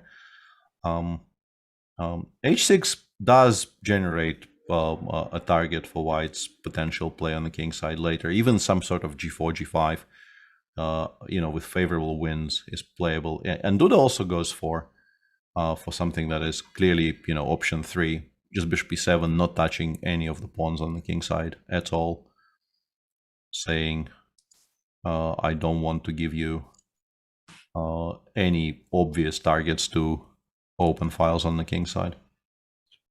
Maybe all he was trying to do was get the queen to block the third rank so the rook can't come here. Should be so. You laugh, but maybe he was. Yeah. Yeah, and we're back, honestly, like, if white doesn't launch something very serious on the king side quickly, I do feel like optically you just prefer black here. Rook fc8, a5, a4, knight a5, knight c4. Yeah, a3 played because you don't really want to have to think about knight b4 in every single position. But now in particular, like, play a5, a4, knight a5.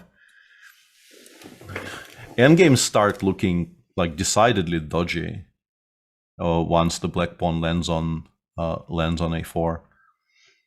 So white really will have to kind of hard commit to doing something on the king side. Yeah, I've seen this g3, h4, king g2, rook h1 operation plenty, but of course it's very slow. We'll see. And Jufuli is asking, is this not a better version of the earlier stuff for black with the white's bishop on f4? Yeah, that's pretty much what we're arguing for. That the inclusion of bishop f4 and queen d3, both of those two things, is arguably messing with white's potential attacks on the king side.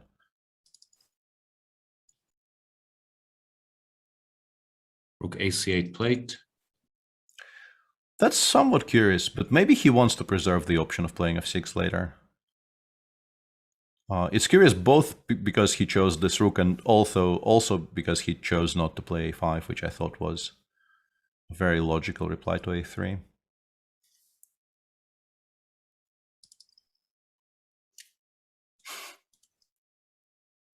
Nothing wrong at all with this either, of course.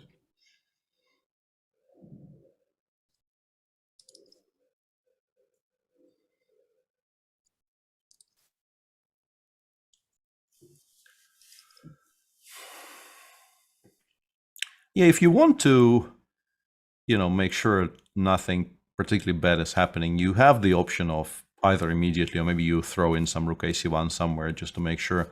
You can play bishop g5 and just trade those bishops off, and then this kind of a advanced French structure that you end up with should be reasonably safe, but you're also not really, even pretending you're better there. Yeah, Carlsen plays g3, as he likes to do. And Mr. Duda, let's see what he has in mind. Knight a5 looks like. Knight a5 still probably provokes b3. Does it though? Yeah, maybe it does provoke. No. You actually a6, queen b5. I'm not sure what touch. Yeah.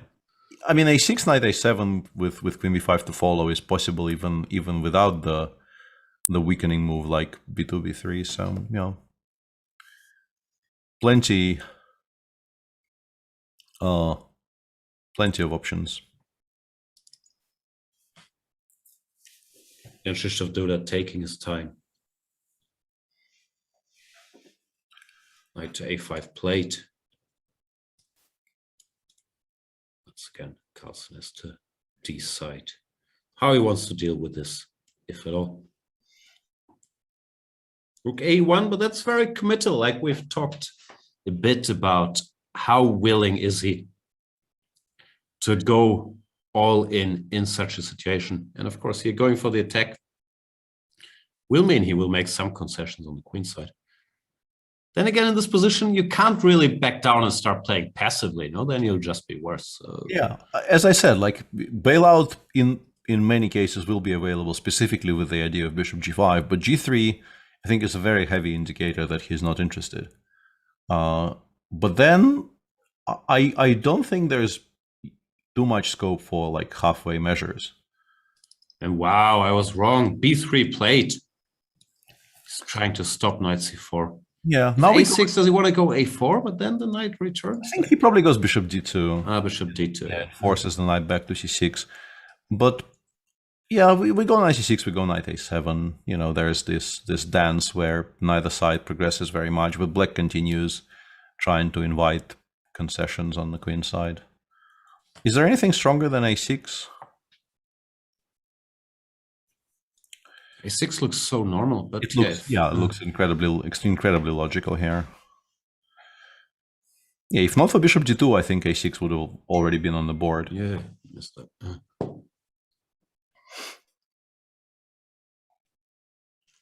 Chat is debating who are the best commentators. Always a fun debate, and as usual, the conclusion is the more the merrier. We should have like 7, 8 commentators. Imagine if we had Grishuk and Giri and Tanya Sachdev and some more Peters, Leko and Peter Heine. And yet Lawrence to rule them all. I don't know, Lawrence very polarizing. I do miss Lawrence though. Lawrence, greetings. If you're watching, we miss you. Like not all the time, but like for half an hour. I very much miss you. Sounds about right, yeah.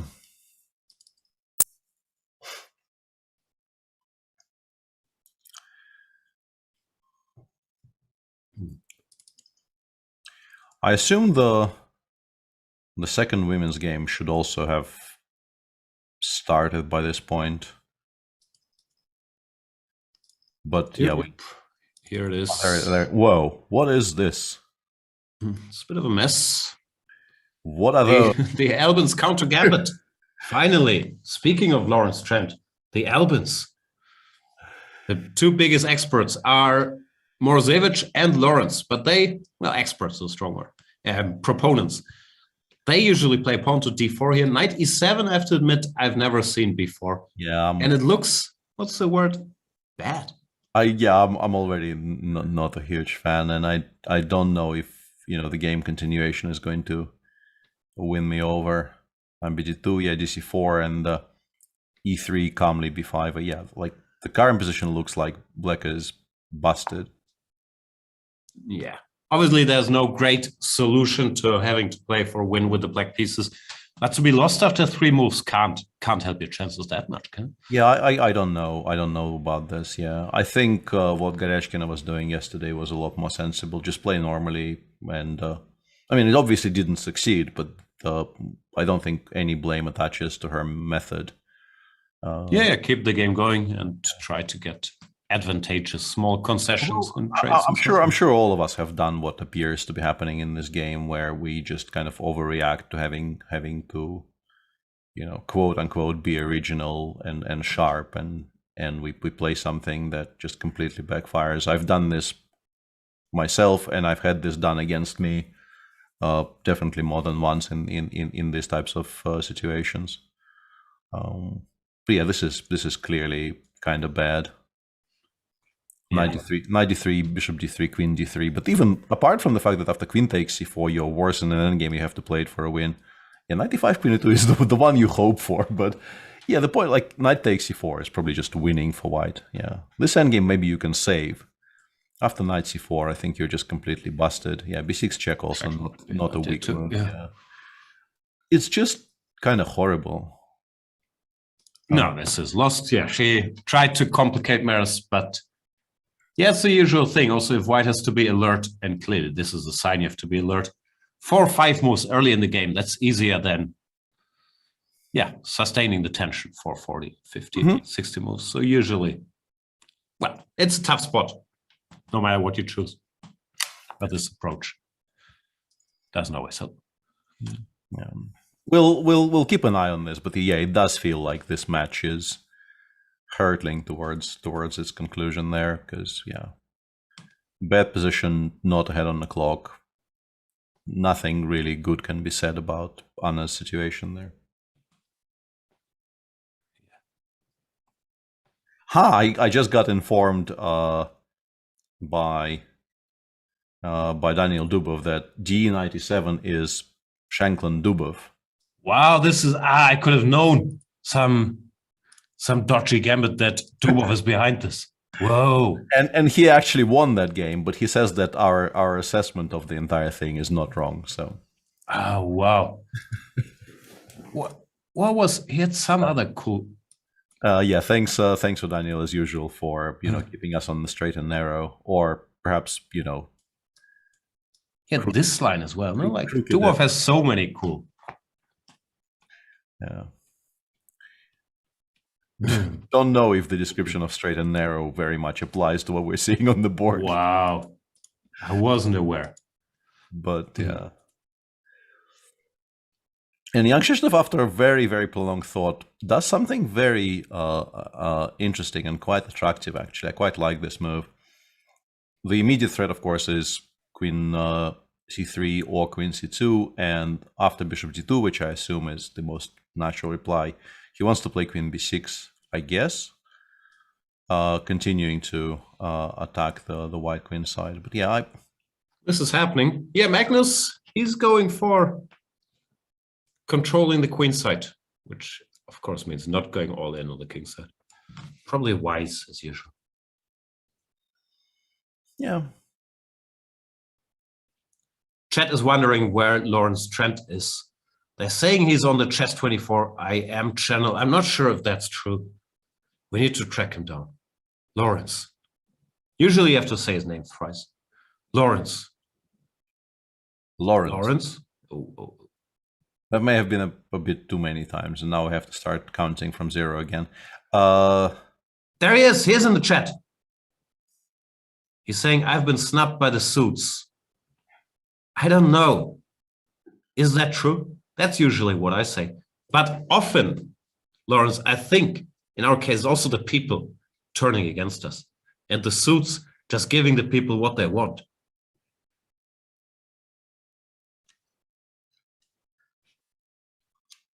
The people want to see Magnus Carlsen.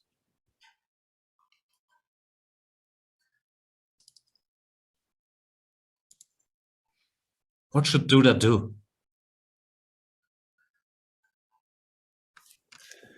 Dulada? Duladu? I don't know. Wow.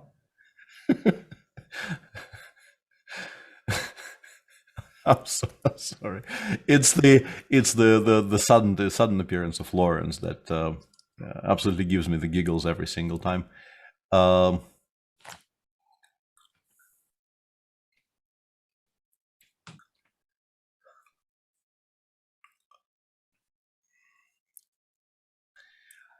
Having looked at this position for a while now, I'm not sure how much I like the queen on b6.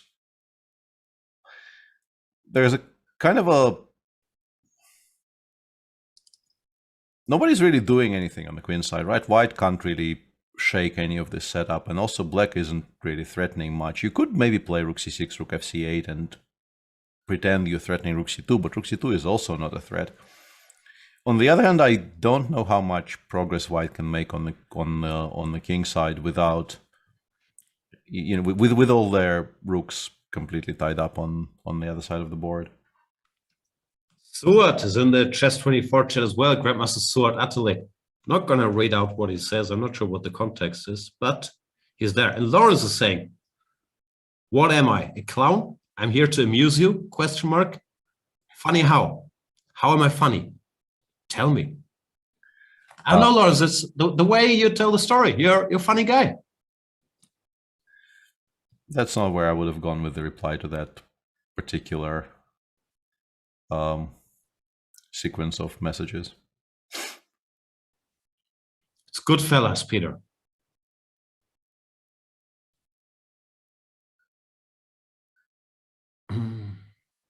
I still would have gone in a completely different direction. No.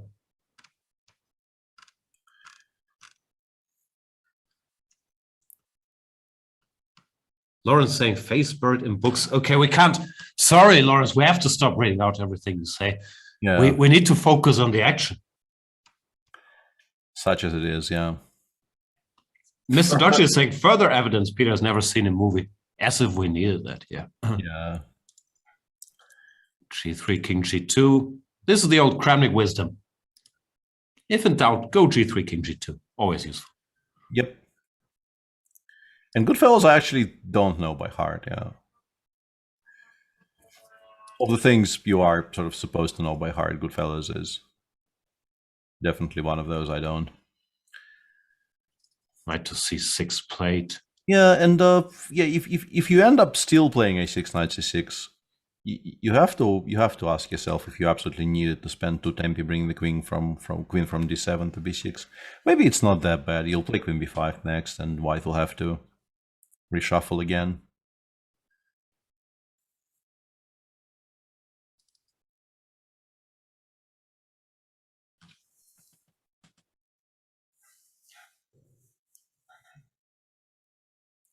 Not Fisher says, "Oh my God, Peter, your FIDE rating just dropped 100 points because you can't recite Goodfellas." I think it dropped 100 points because I kind of became older. But if there are outside of chess reasons I can quote, I'd be very happy. I just assumed it was like entropy and the inevitable decay. Lawrence is saying, by the way, I'm an expert on this line. No lie. Wow. Do we think that Magnus, or do they have access to the Lawrence files on this line? That of course be the Lawrence an unfair advantage, disruptive, as they say. The Lawrence files, LTF. Queen b5 played. I guess you don't want to exchange, although here you're probably not worse, but you can't be better, right? Lawrence is now threatening to WhatsApp me his files. Please don't, mercy. Wow. For free? That's the second best deal I've seen today after the House of Stone. Free trend files? Yeah.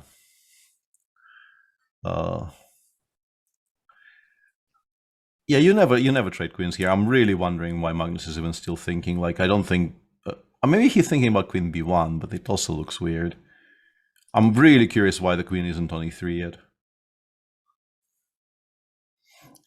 And then the lion is saying, why anti-Jan? Triple question mark. You have to be more specific. Queen to b1. Keeping the queens on the board. Is this a draw offer? Do you have a good move after queen b6, which is not queen d3?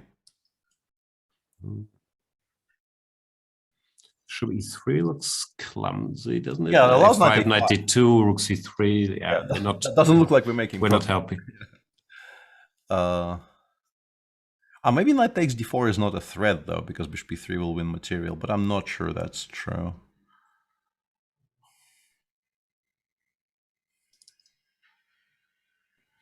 Also, he is playing against Duda, and Duda just is not interested in the question of whether this is a draw for or not. He just continues playing for a win. I think rook c7, h4 included. Knight g5, not a threat yet, so I don't think we have to react to this with any kind of h6 stuff. Yeah, Duda just calmly doubles on the c file. Yeah, this is like, whenever I look at this line, this is the diagram I have in my mind, and this is why I never really even attempted to play this with white. I'm really worried that this is what I will end up with. Some kind of a, phantom attack on the king side, which never materializes, and black calmly playing a very, very good, like, French/Karjakin, amassing things on the c file, eventually invading via the c file, and, me just sitting there thinking, where's my attack and why am I so completely busted on the other side of the board?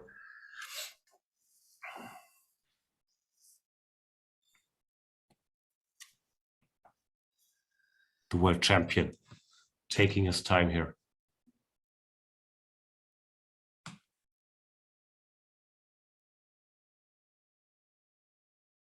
Dude, they're very focused. You can feel the tension. Whoever loses this game is out of the running for first place, which still get a match for third place. And Lawrence now changing his tune and saying, I'll WhatsApp Magnus my notes at an appropriate time, which, knowing Lawrence, will be like half an hour after this game if Magnus actually ends up losing this game for maximum BM potential. Lawrence also saying this is a dream for black. Wow, rook a2. This does look like a bit of a dream scenario for black, yeah. Not approved by the engine. I'm reading a lot of blunder. Okay, 2 LOL. Wow. People do not think this Carlsen guy knows what he's doing. Just LOL in chat. But yeah, the engine apparently wanted rook to e3. Yeah, but now I guess the point is, now after knight a5, you don't have a convenient way of dealing with it because rook e3 runs into knight c4, maybe? Maybe this is the problem. If knight a5, you can't go a4, then just queen b6. Just queen b6, yeah, I don't need to react to it, yeah. I mean, I don't know how bad it is if I'm forced to take on a5, but I assume it's not great. Let's put it like this. With black in firm control over the c file. A5 played. That's shocking to me. Like he wants a4, but still. It's not. I mean, it's a good sound positional move, but like knight a5 looked very concrete and strong. So Lila 0. I don't know. What would Lila 0 do? Just play h5 and checkmate. Go h6, then don't lose on the queen side directly, and then win on the king side in 100 moves. Yeah, I assume h5 actually does get met with h6, although, you know... I'm always scared there. I'm not sure if it's realistic here, but if g4, g5 are hits, I've been checkmated in so many blitz games. Yeah, but, you know, black has achieved so much on the other side of the board that maybe this is the exception where you can generally just ignore it. Allowing h6 is also possible. We're not really getting all that mated just yet, but yeah, I don't know. My choice normally would be tilted towards not allowing h6.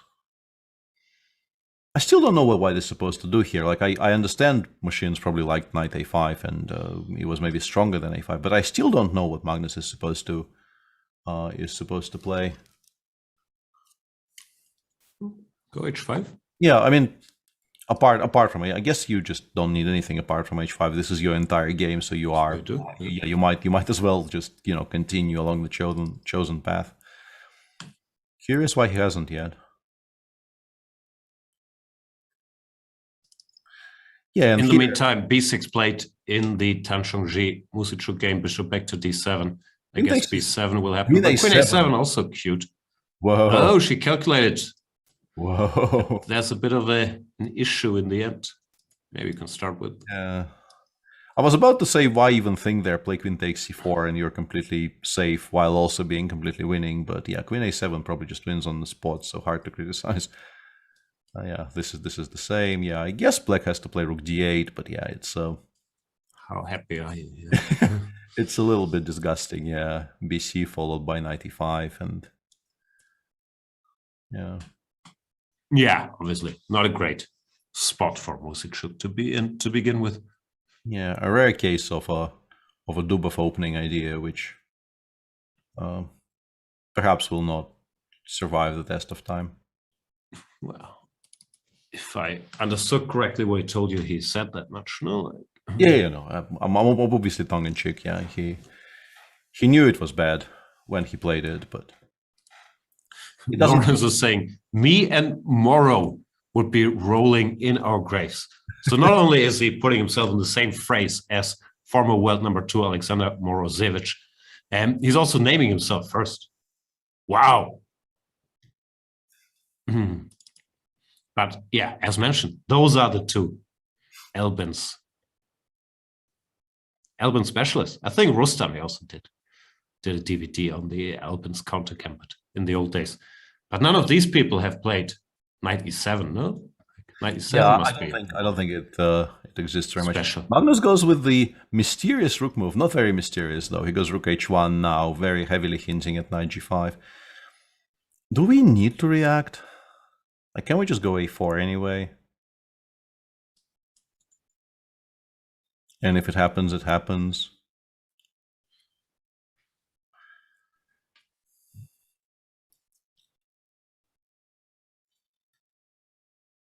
Former life number 1 Morozevich is saying, I wasn't sure. That's why I said number 2. They were tied for a day, right? Like in the live rating list.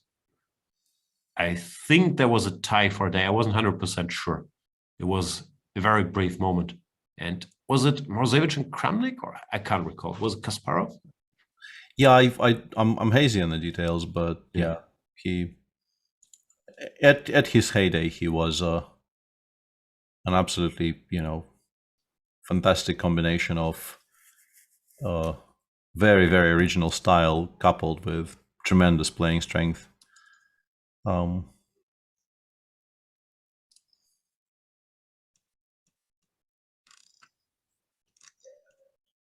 I guess White just wants to meet a4 with b4, saying that, yeah, I've lost all control over what's happening on the queen side, but I by this point I am actually all in on giving mate on the other side of the board, so I don't care. Doesn't really feel like a very comfortable stance to take, but maybe has no choice. Compare him to a cricketer so we understand, Peter. Shivnaran Chandapal. Thanks. How's that? That helped. How's that?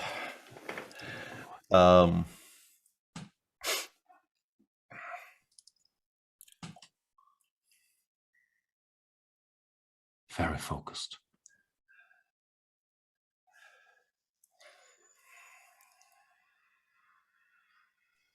Chad is asking what happened to Morozevich. I wouldn't know. You hear some things, but I'm not sure what he's up to. Yeah, the one time I left the hotel and went into the town a little bit, I saw him. We were in a restaurant with a group of friends, and he entered a nearby store to buy some groceries, I would assume. I think he was doing some commentary, but I don't entirely know for which channel. Didn't see him in the playing hall. Didn't see him around the playing hall either. But I did see him in town. He does some chess and Go related things in Moscow these days. I don't know which side he's actually leaning more. He was very very into Go at one point. Rook to h1 played. You don't go h6 here, right? Without being prompted. Well, that's the question I was asking you. How serious are we about preventing knight g5 from happening? Like, are we very worried? Are we not worried at all? I'm very unsure on what the answer is. Yeah, a4 played. As I said, I suspect Magnus just goes b4, but there are some other options available. You could go ba. Yeah, but yeah, he just spends 3 seconds on this move, just goes b4 straight away. One way to try and exploit it would be to play queen c4, queen b3, but that might backfire because the queen might get stuck there. Otherwise, you can move your knight away. Like, you can play knight a7 with the intention of playing, I don't know, queen e8, knight b5, but all of this is incredibly slow. And things are starting to happen a little bit on the king side, so...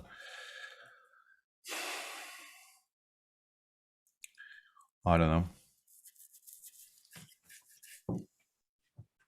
This is dramatic. The position doesn't look so sharp yet, but clearly it's not one where either side can just start playing solidly. Magnus looks like he's very committed to the attack. Duda has provoked some long-term weakness on the queen side. And on the previous topic, Sleepy Mario says he was into the art of tea for a while. He read somewhere. Yeah, he was. I think he had a deal with a Moscow establishment which was very much into tea ceremonies and the art of tea, and he had like he partnered with them to provide chess and Go teaching, using them as a kind of a home base. Alexander. Mm-hmm. In the meantime, in the women's game, I think, yeah, Black is now, if that wasn't clear before, now you can sort of conclusively say Black is completely lost. Yeah, not much to talk about there. Just, yeah, the taking chances in the opening backfired pretty instantly. Tan Chongji will finish third by winning this match. At least 99 out of 100, probably more, actually. Does this actually give anything in terms of like qualifications for parts of the cycle, or it's just slightly more money?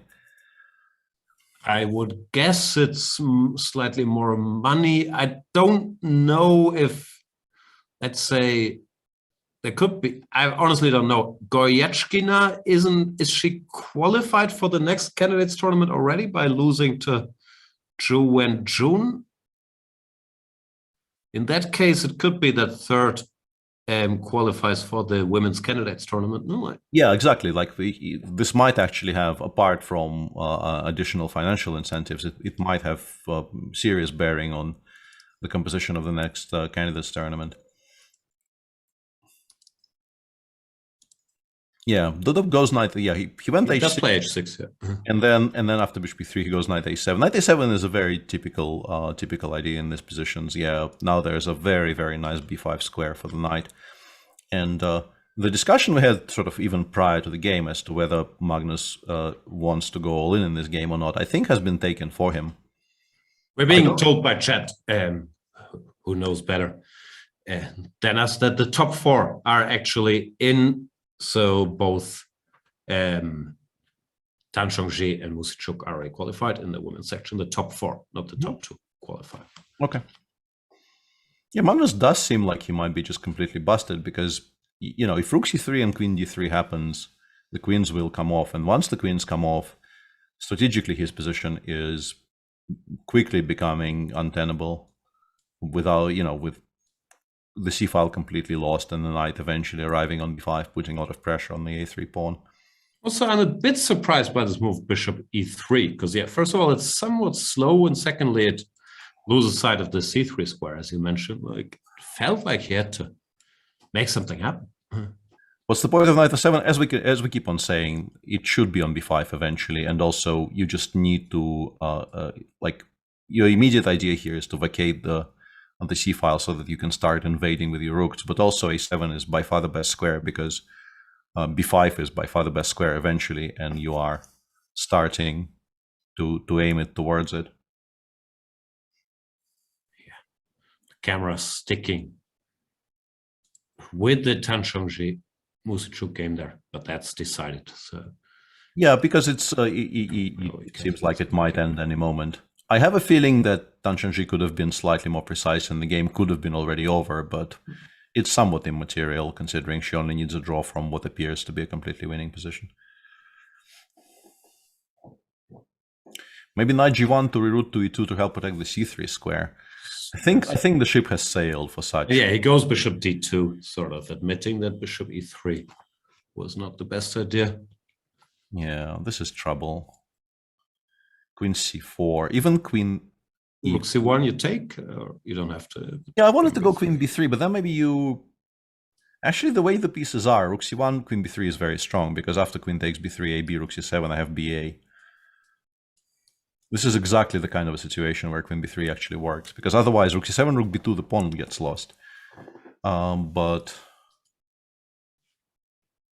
yeah, so queen c4 is definitely playable here. The world champion under pressure here against Duda. Magnus ahead on the clock, maybe made a conscious effort to play more quickly this time around. His position is risky. What should black do? Queen c4. That does look so natural. No, if you play some slow move, rook b2, knight b5, rook c1. Queen e2 played by Duda. Yeah, that also is a move trying to. Hang on a second. Why are we forcing bishop takes h? Rook c2. Whoa, extremely concrete. Why are we forcing rook e1 though? But I guess Duda just wants the rook away from the h file to begin with, so that he never has to even calculate some kind of knight g5 bullshit or yeah, something like that. And I got more details from Daniel Dubov regarding the Albin. He said he spotted the knight e7 idea at one point and asked his friend and occasional second Alexander Ryzantsev to take a look. And Ryzantsev did take a look, found about 5 immediate direct refutations and said, there is no way you should ever play that. But then Daniel had dinner with a friend and perhaps somewhat liquid dinner as well. And he either got dared or perhaps dared himself to play the Albion the next day. And Ryazantsev wasn't very impressed, but the game was won, so it's maybe okay. There you go. This game is still ongoing, which is the best thing you can say about Musicuk's position, I guess. It still has to be finished. Yeah. Not the cleanest conversion, yeah. I don't think Black should have been alive by move 20, considering the position by move 12 in this game, but well, so completely winning, yeah. Move B7, just yeah. and also, like, it helps to know that you can play Queen G3 if you really have to. Yeah. And just kind of abandon all pretense. She's not going to, though. She's a very dynamic player, and she's not going to suddenly start playing for a draw in a position where she's winning. Now let's focus on this. Rook to E1 played, Queen to C4 played. That was Duda's point, just forced the rook to go here. And now he... this is unbelievably unpleasant for white.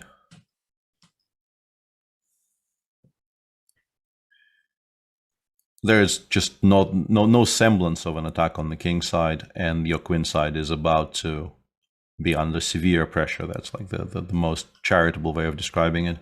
Also, the black position sort of plays itself. Now, of course, Duda is a great calculator, but the moves are very natural. It's not rough decisions. So Magnus, he can't be thrilled. Goes rook yeah, E3. but now after knight b5, you are forced into more unbelievably unpleasant decisions. Like you might have to play rook Queen A1 and wait. Yeah, rook d3 or queen a1, and then none of your pieces move, and black can, at their leisure.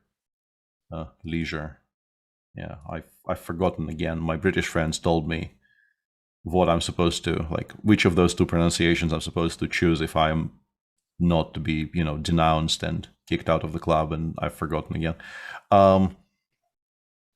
Yeah, black will just have to choose how to win, basically. Like, you can, at some point you might want to, like, open a second front with f6, or maybe you'll find some way to invade on the queen side. I would say leisure, so you probably want leisure. Rook d3 played.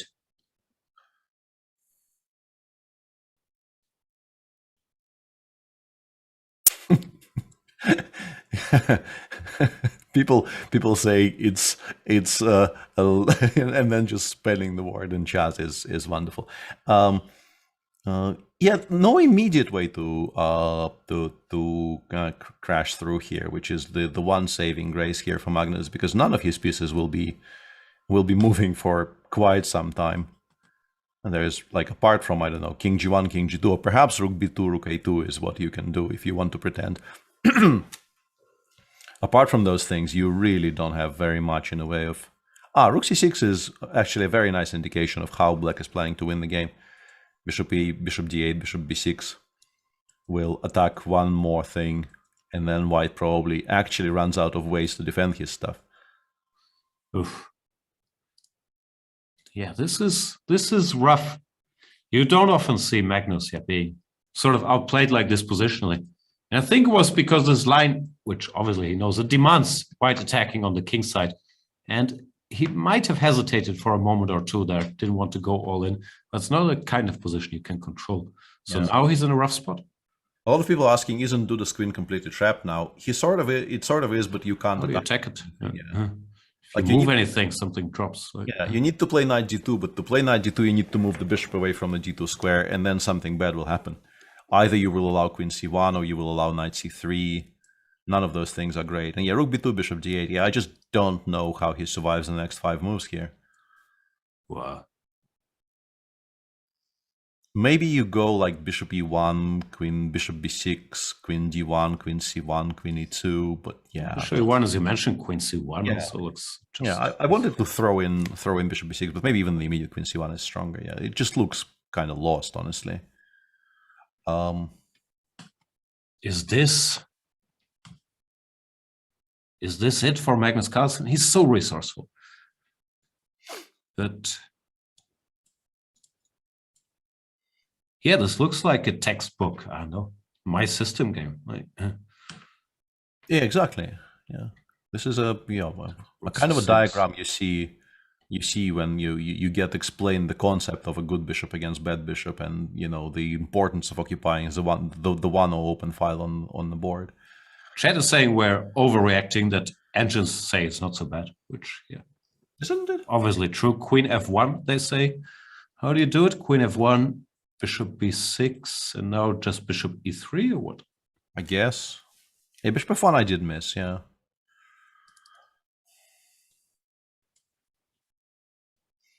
Yeah, we might be slightly... It is a jam chat. Yeah, we might be slightly overreacting, but people who are saying this is a dead draw are also... no, it's reacting. It's queen f1, bishop b6, rook b1. Okay, good luck. Yeah, no. I mean, possibly. Maybe he spots it, but that's, Oof. Maybe he spots it out of, desperation. That's not easy. Thanks, chat. I mean, it's actually, interesting and relevant that the machine holds even such an ugly position, but I wasn't trying to overhype anything. If I had this position with white, I would assess it as probably close to lost. Doesn't mean that you have to stop fighting, and Magnus obviously is very resourceful, and something that works in his favor here is actually how few moves he can even make in the current position that make any sense. So you might stumble upon the queen f1 restructuring just by accident, because really you can't allow bishop b6. Like if you make a passing move here and allow bishop b6, your center will just collapse. You will lose material more or less straight away. So it's not impossible that he stumbles upon it, just because there's by elimination other things. But yeah, he clearly is very, very uncomfortable with his position, as would anyone be. This is not going well.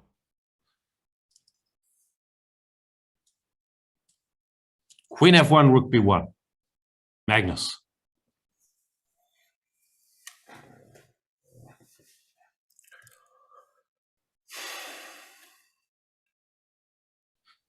Yeah.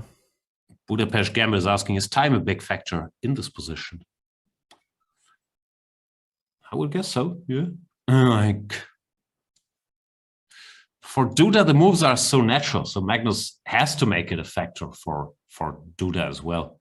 But yeah, if he spots one of these defensive tactics, then it could become a big factor. For now, he just has to spend time trying to stay in the game.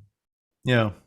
And in the meantime, in the women's match, I think Tan Zhonghui is now just rechecking, but I think knight c4 is an immediate draw. She actually got to a position where it's a little bit nerve-wracking, and you have to start making concrete decisions. But I'm pretty sure knight c4, rook d1, king takes d1 is just a perpetual. I don't think white is winning anymore, but white doesn't need to be winning, which is very important here. She's still thinking though, and Magnus played g4. So he is going some sort of all-in, but yeah, this great now that all his pieces are tied up here. Yeah. Okay, but this queen f1, rook b1 was rough. This should be, yeah, because now after bishop b6, you either give up the pawn on d4, which looks like lost, or you play bishop b3, allowing knight c3, knight e4, which is a problem as well, because with the knight firmly entrenched on e4, you're really not giving any kind of mate on the king side, and eventually black, I think, will invade on the other side. What do you do after g5? Can you just start taking things, or you go h5? Takes, knight takes, I think, is the simplest. Yeah, bishop knight, gh, knight f5, and I think black will end up giving mate on the king side, not white. That would be my expectation here.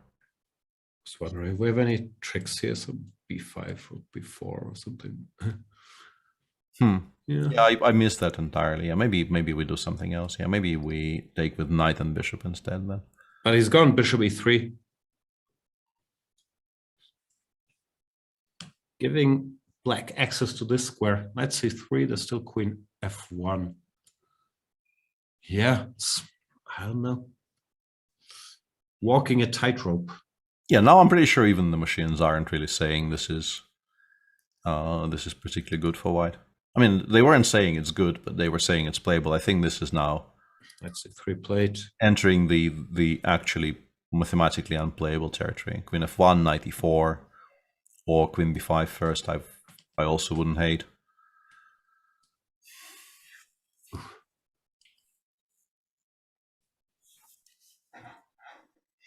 So much pressure.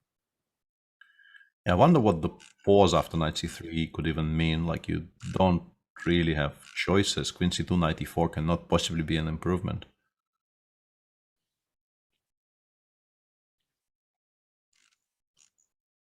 This is still shocking. Like, yeah, I just always think Magnus will find a way in tiebreaks, and he usually has. But here it looks worse than what the engine is saying. No, the engine says whatever it is, only -1. It just feels like you're collapsing.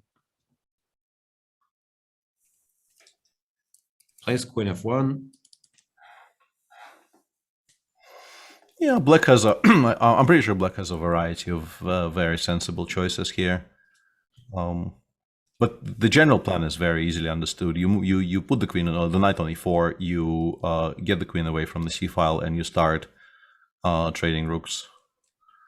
I think the only thing that could save Magnus now is if someone close to him who has, I don't know, his WhatsApp, maybe Lawrence, informs him that if he loses, he has to play a match for game 3. For spot 3. Yeah, I think. And in the meantime, Anna Muzichuk decides not to continue playing a completely lost position for a win. And yeah, King 5 was not played there. That was a threefold. Congrats to Tan Chongji winning this match very convincingly, finishing third.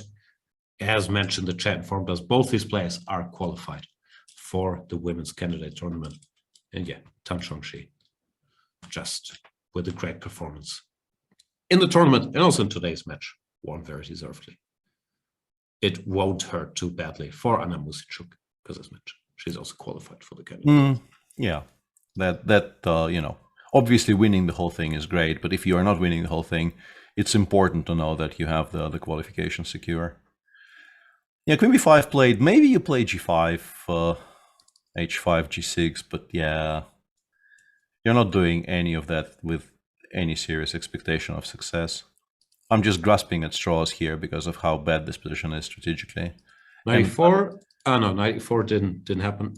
Queen b5 was. He played Queen b5 first, yeah, which is also perfectly reasonable. You don't need to play 94 immediately.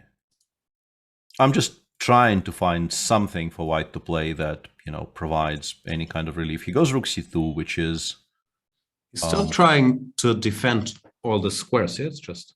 Yeah, he thinks it will be slightly easier to defend with one pair of rooks gone, and particularly if he trades arguably the slightly more awful of his two rooks. Yeah, knight e4, rook c6, I guess, rook c6, I guess rook takes c6, and maybe he goes queen d1 and he pretends that, you know, at least some things have been taken under control, but it's ugly. It's go rook c5, live a little.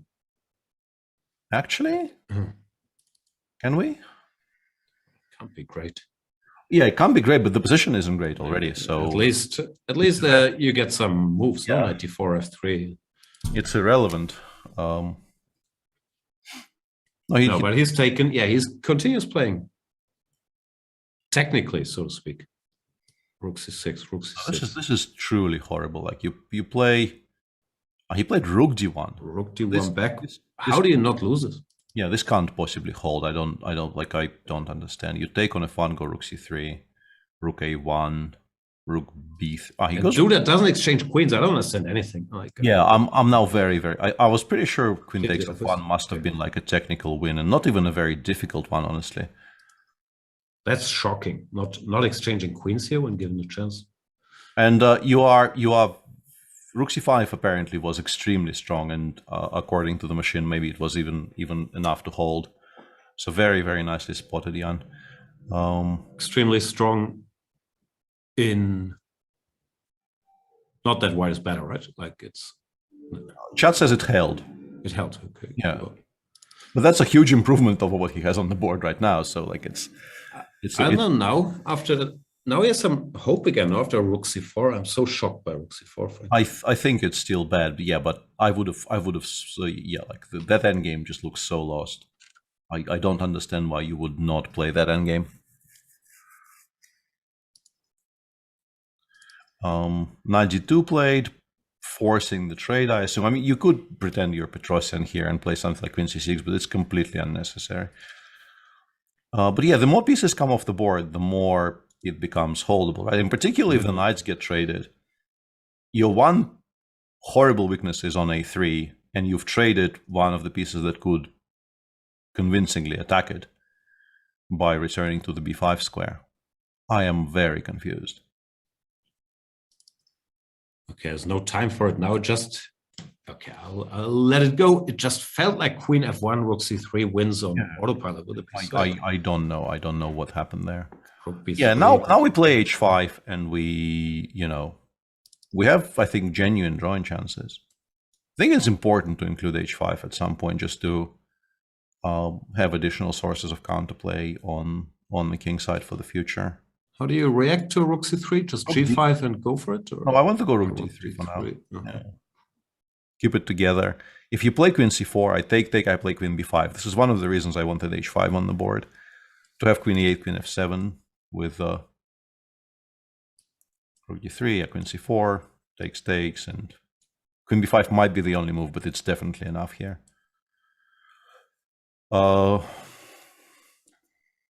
No, this is definitely a bit of an amnesty.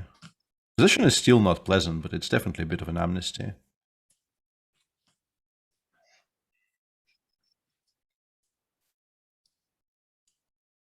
Apparently queen e2 now is the only move we're being told by chat. I don't quite know why. Like, what's the threat? Rook c1, queen c3? No. Why do I have to spend the tempo on queen e2? This is very, very difficult to understand. Magnus also very, very low on time, has 40 seconds. Still on the defensive side of things here, of course. Yep, rook c3 is the threat. So h5, rook c3, rook d3. I guess maybe takes queen c4 is strong or something. I don't know.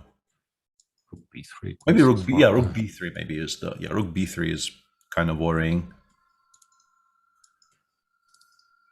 Carlsen thinking, oof, he's on the verge of disaster, and he makes a move. What was it? He plays queen e2. Best move according to chat. But he's down to 10 seconds.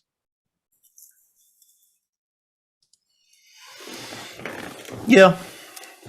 If he survives this, he will feel like, today is his birthday. Because, this game is about as unconvincing as I've seen him on the white side in a quiet positional struggle.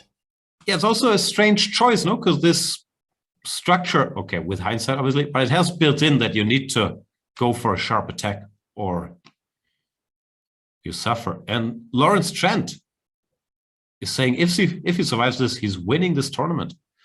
Not sure if that's a hot take. I would agree he's a favorite because he's Magnus. Yeah, and he's gone queen e2, rook a2. I don't know if that's correct or not. I no longer really have any reliable bearings on this endgame, but it looks wrong. I don't know. I don't know what he was supposed to do, but I don't think it was this. Apparently he was supposed to go for some kind of immediate counterplay with g5. Wow. And that was the reason for queen e2, just to get the queen on the diagonal where it can get to the g4, h5 squared. Okay, this is rough spot. In general, though, yeah, he's played. Okay, it's so easy to criticize when you know the right move. He's played passively. No, he's tried to defend everything all the time. He's never gone for one of the more brazen moves. Yeah, there were a number of spots in this game where he kind of balked and at pushing pawns on the king side, spent time, pretending he can just play consolidating solid stuff. Yeah, h5, g4, now g5, rook c5, like whenever there was a way to mix it, he didn't go for it. Yeah, very, very subpar game by the world champion. He might still end up not getting punished, but yeah, the position now is pretty bad. The immediate queen c4 is extremely strong. It's queen c4, dc is strong, and bishop d8, the move Bishop that d8 played. yeah, the move that Jan-Krzysztof chose is also very strong. Yeah, g5, but yeah, now that you will have to recapture with the pawn and not the bishop your attack on the king side. And then the attack just dies at g6, and you got all the time in the world to. You can also convert throw on the the queen queen side. c4, yeah, to make sure that the queen doesn't reach any of the good squares. The rook just did not need to be on a2 because it gives black an incredibly important tempo in everything in every single position. HG played. Yeah, and now queen c4 might be the only realistically winning move, but it's not difficult to make. If you play more slowly, g6 or whatnot, how do you defend? I guess like white reroutes everything, like goes queen Oh, yeah, g4, plays queen one c4. rook. But yeah, like you always play queen c4 in this. Can't go here. Yeah. Okay, queen c4 played. This might be it. No, you have to exchange queens now, and you're just too passive. Rook c4, bishop b6. Rook Yeah. d2, Also now king h7, g6, f5. You know, yeah, this is wide you're open. basically lost everywhere. So the position eventually collapses. Well, is there a miracle left for the world champion? Duda taking time. He goes dc4. Can't be bad either, but he doesn't. He changes the structure. Very dynamic decision. Yeah, I don't think he needed to, but it's also pretty strong. Might win, but now king f3, bishop g5. Yeah, I was gonna say king f3, king e4, d5. At least that's You can throw in g6 and then perhaps go for the same position. In fact, you're probably very incentivized. He goes d5 directly. Now he's going for it. Ed, rook d2, rook d3. How Even rook d3 probably is enough, and rook takes a3 and then rook d3 probably just sort of wins. But okay, that's clean. yeah, no, this doesn't look right. And now Duda is actually nervous because he must know that he's like moves away from getting to a position he can no longer spoil even. Because he's been supremely calm up until maybe last few moves, but now that he can sense that he is on the verge of defeating the world champion, you can finally see some nerves. How easy is this? Ed, rook d2, rook a3, rook d5, rook d3 doesn't look that straightforward. Doesn't look impossible either, honestly. Rook c5, rook c5, a3, rook c4, rook c1 maybe, but you kind of expect this never to hold, right? You with a pawn on a2, something will happen. And he plays rook d3 directly. Yeah, that felt Yeah. like the move you play. Yeah, but now we go f4, and yeah, how easy is this? Let's try to figure out how. F4.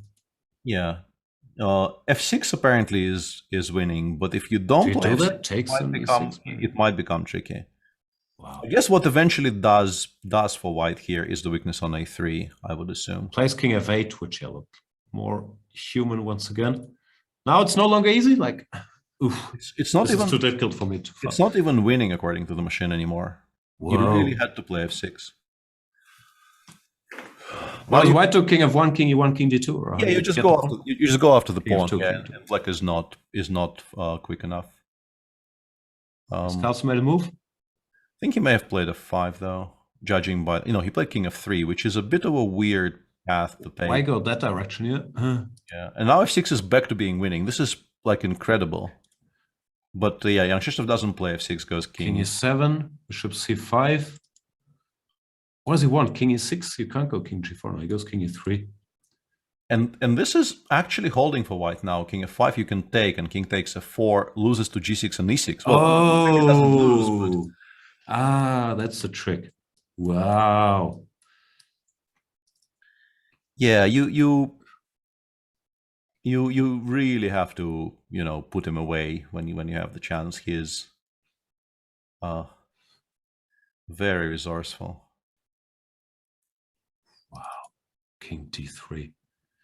Yeah, Duda was just completely winning. Now, yeah, as you mentioned, there might have been a bit of nerves around this dc4, but I also think this rook takes a3, rook d3 is weird to spot geometrically. While this f6, I have no idea why it's winning, but that Yeah, is f6 very hard to make with 10 seconds on the clock. Yeah. f6, I think you just don't count. Yeah. This is not a move you can make in this setting on this time. Yeah, I think rook takes c4 was just a much cleaner solution, and then he was forced to calculate. And yeah, rook a3, rook d3. I don't think it's unfindable, but yeah, I take your point as to how difficult it is. So now they say easy draw, is it? Like, it still looks worse for white, but maybe black just can't make progress. Bishop e3, bishop c7. He went b5, which I don't know if I like, giving the black bishop more squares. Gives the black bishop some entry on a5. Yeah, I don't know why I would lengthen the diagonal for that bishop on c7, but maybe it's still fine. And also, yeah, it makes a3 much more of a target. b5. Actually, I'm not sure it's fine. Yeah, like I'm watching the evaluation drop on my screen. I don't know if it's lost already, but you're definitely giving black, more ideas to entertain. King d4, bishop e7, bishop c1, king e6, I guess. I don't know.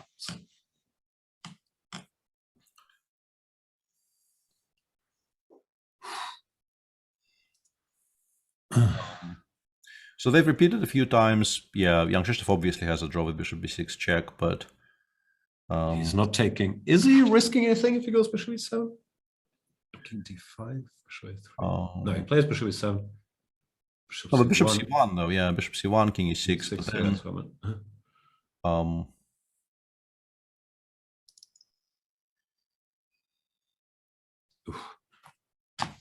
Yeah, I don't know why we allowed this. Yeah, b5 was pushing his luck a bit. Yeah. So now there's also some Zugzwangs. No, maybe this is one, or b6, bishop c5 check is in the air. Like bishop b2 played. Now black could go b6. No? Is there an actual further twist in the tail here? I don't know why we've allowed king c5 though. I really like the idea of playing b6, bishop c5 there. Seemed very strong. It's confusing. This game has more twists than the crying game. It's really shocking. Yeah, after bishop b2, yeah, bishop d8 may have been a mistake. Hang on, the bar is dropping again. Bishop a5, bishop c1, and I see it's... Yeah, bishop c1 apparently is a huge big mistake because bishop c3 wins with the d pawn just running down the board. Instead of bishop c1, he could have played... and bishop c3 played. This might be it. It's also Zugzwang, no? Like, yeah, you can't go b6. You can't move, yeah. Bishop d4 has to go b6, yeah, he does it. Bishop d4 was holding, and this really isn't, yeah. b6 played. Yeah, and now you can go for Zugzwangs further. Like you have the bishop a1 tempo, which is quite useful. Like you can play d4, yeah. King d4 played, king c4, king d7. Yeah, now this b6 is a bit strong. But, yeah, but you can't actually go... Bishop e3. Can you take? Bishop b2 is winning. D probably isn't winning, but bishop b2 is... b2 played. Wow, these guys are so good. Even though there's some computer mistakes, it's amazing, huh? How well they play. Yeah, the considering the pressure they both are under. Yeah. How do you play now? King d5, f5. There's just no breakthroughs here. Black just takes everything. Yeah, he played bishop b3 because stop bishop c1, but then yeah, you're just lost slowly. Bishop, I don't know, bishop b7, put the pawn on a3, come with the king to f5. Eventually, stuff will start dropping. You're just never fast enough. Bishop b2 probably also good. I would have gone bishop b7, but I don't think there is a particular difference. So Duda is winning this game twice against the world champion. Yeah, it looks like. Okay, this looks hopeless. No. Yeah, the king comes to e4, and then you play bishop d4, and all the endgames are lost. It's not even particularly tricky because yeah, the white king is completely tied up to the a pawn, and yeah. In this position, you can even trade the a3 for b6 and then play bishop b3 just to make doubly sure that nothing drops. Oh no, hang on. This I actually blundered f5 and lost. This is the one thing you don't do. Bishop d4 played. King takes a3. Bishop takes b6. King b4, yeah, bishop f2, yeah. and bishop g3 will come. Come on, little board update. Looks like, okay, you can see on the big screen where the board is a bit behind. Now it's there. And he just And Jan-Krzysztof Duda eliminates the world champion Magnus Carlsen in a dramatic semi-finals. What a game by Duda. And yeah, Carlsen won't be pleased with how this white game went. Where, yeah, he chose a line that's, I don't know, inherently a risky structure, which has been fashionable. It's dangerous for black, but then he didn't manage to put enough pressure, while Duda just kept building his position on the queen side.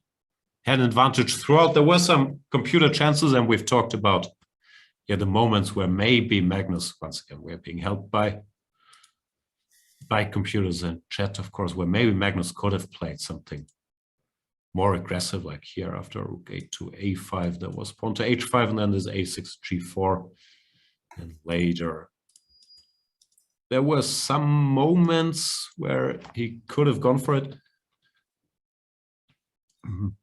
But overall, Duda just played a great game, kept control.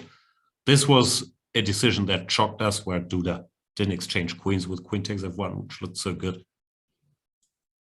Ah, yeah, we should mention, I haven't checked it yet, this moment, rook c5 was maybe an option to rook c5 mix it. It's not easy to spot, though, I think, in the moment, because you don't really believe it works. Like you might see it exists, but it's hard to convince yourself that it works. And but I think Magnus will, particularly knowing what went on later, he will be kicking himself for not availing himself of the opportunity to save the game when the chance was given to him. Like here he was sort of back in business. Then where did it go wrong? It was too fast. Bishop e3 I read wasn't great, maybe. Like but instead of e5, the issue, though, is that the way to save this position is to just actively move the bishop from e3 to d6, apparently. And that holds. But then you could have gone king e3, no? Isn't this an easier setup, maybe? This is maybe also quite okay, yeah. It's not obvious how black break through. Yeah, just go king e3, and if king... I guess he was worried about king g4, but we can just stay on this diagonal, right? We can just go bishop d4, bishop c5. I also don't know, are pawn endings winning? Yeah, maybe the pawn endings are also playable. It's unclear, but yeah, bishop d4 and just keep the bishop there. Black plays, this seems like a reasonably safe way to not lose, using the fact that the bishop on d8 just has no squares. And first he didn't do that, and then he played before b5, which really is very, very... I mean, I understand where he's coming from there. You are taught not to keep your pawns on the squares of your bishop, but providing a3 as a new target when the bishop on c7 was incredibly restricted, it just... I think his innate sense of how things are supposed to go kind of abandoned him there for a bit. And he could have maybe made the draw later, but I think b5 is just where it once again started to go off the rails. Yeah, now, especially with no time, the black position, it's just so much easier to play by hand, no? Yeah, well, here instead of bishop c3, some moves make a draw, but yeah, it's not easy, and I don't think this needed to be allowed. Whoa, what a drama! But that means that the finals of this World Cup will be Jan-Krzysztof Duda against Sergey Karjakin, who also both qualify for the candidates tournament. So, yeah, impressive stuff by Duda. There will be a match for third place. Can't imagine Carlsen is very excited to play that against FIDE. Yeah, but it will take place. Oof. Yeah, this was quite some drama. I'm not sure how the commentary will look tomorrow, but Peter, thanks for joining this one. It's been fun. We hadn't talked for a while. Yeah, like the good old days. So yeah, thank you. This statement could be taken in two different ways, and they're both true, right? There was no double meaning intended. No, yeah, I know, but like we haven't talked for a while, like in good old days.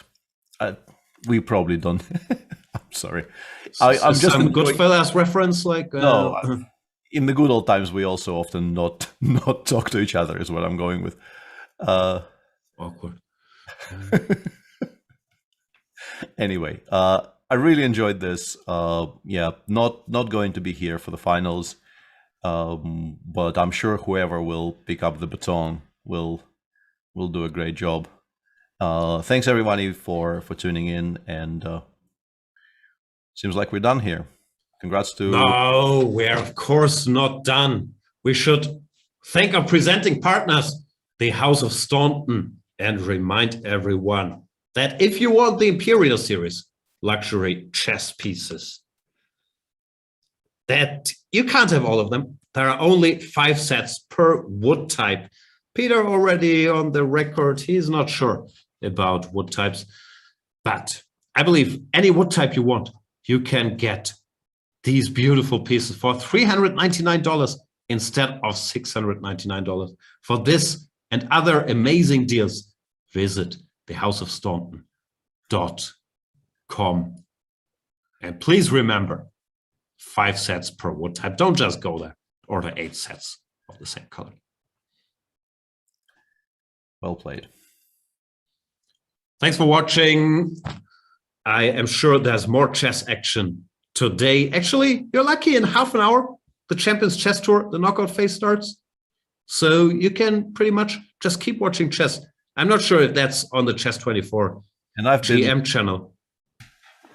I've been entertaining the thought of doing some. Yeah, I stand corrected. So it obviously is Observe Wood in the context of today's show in particular.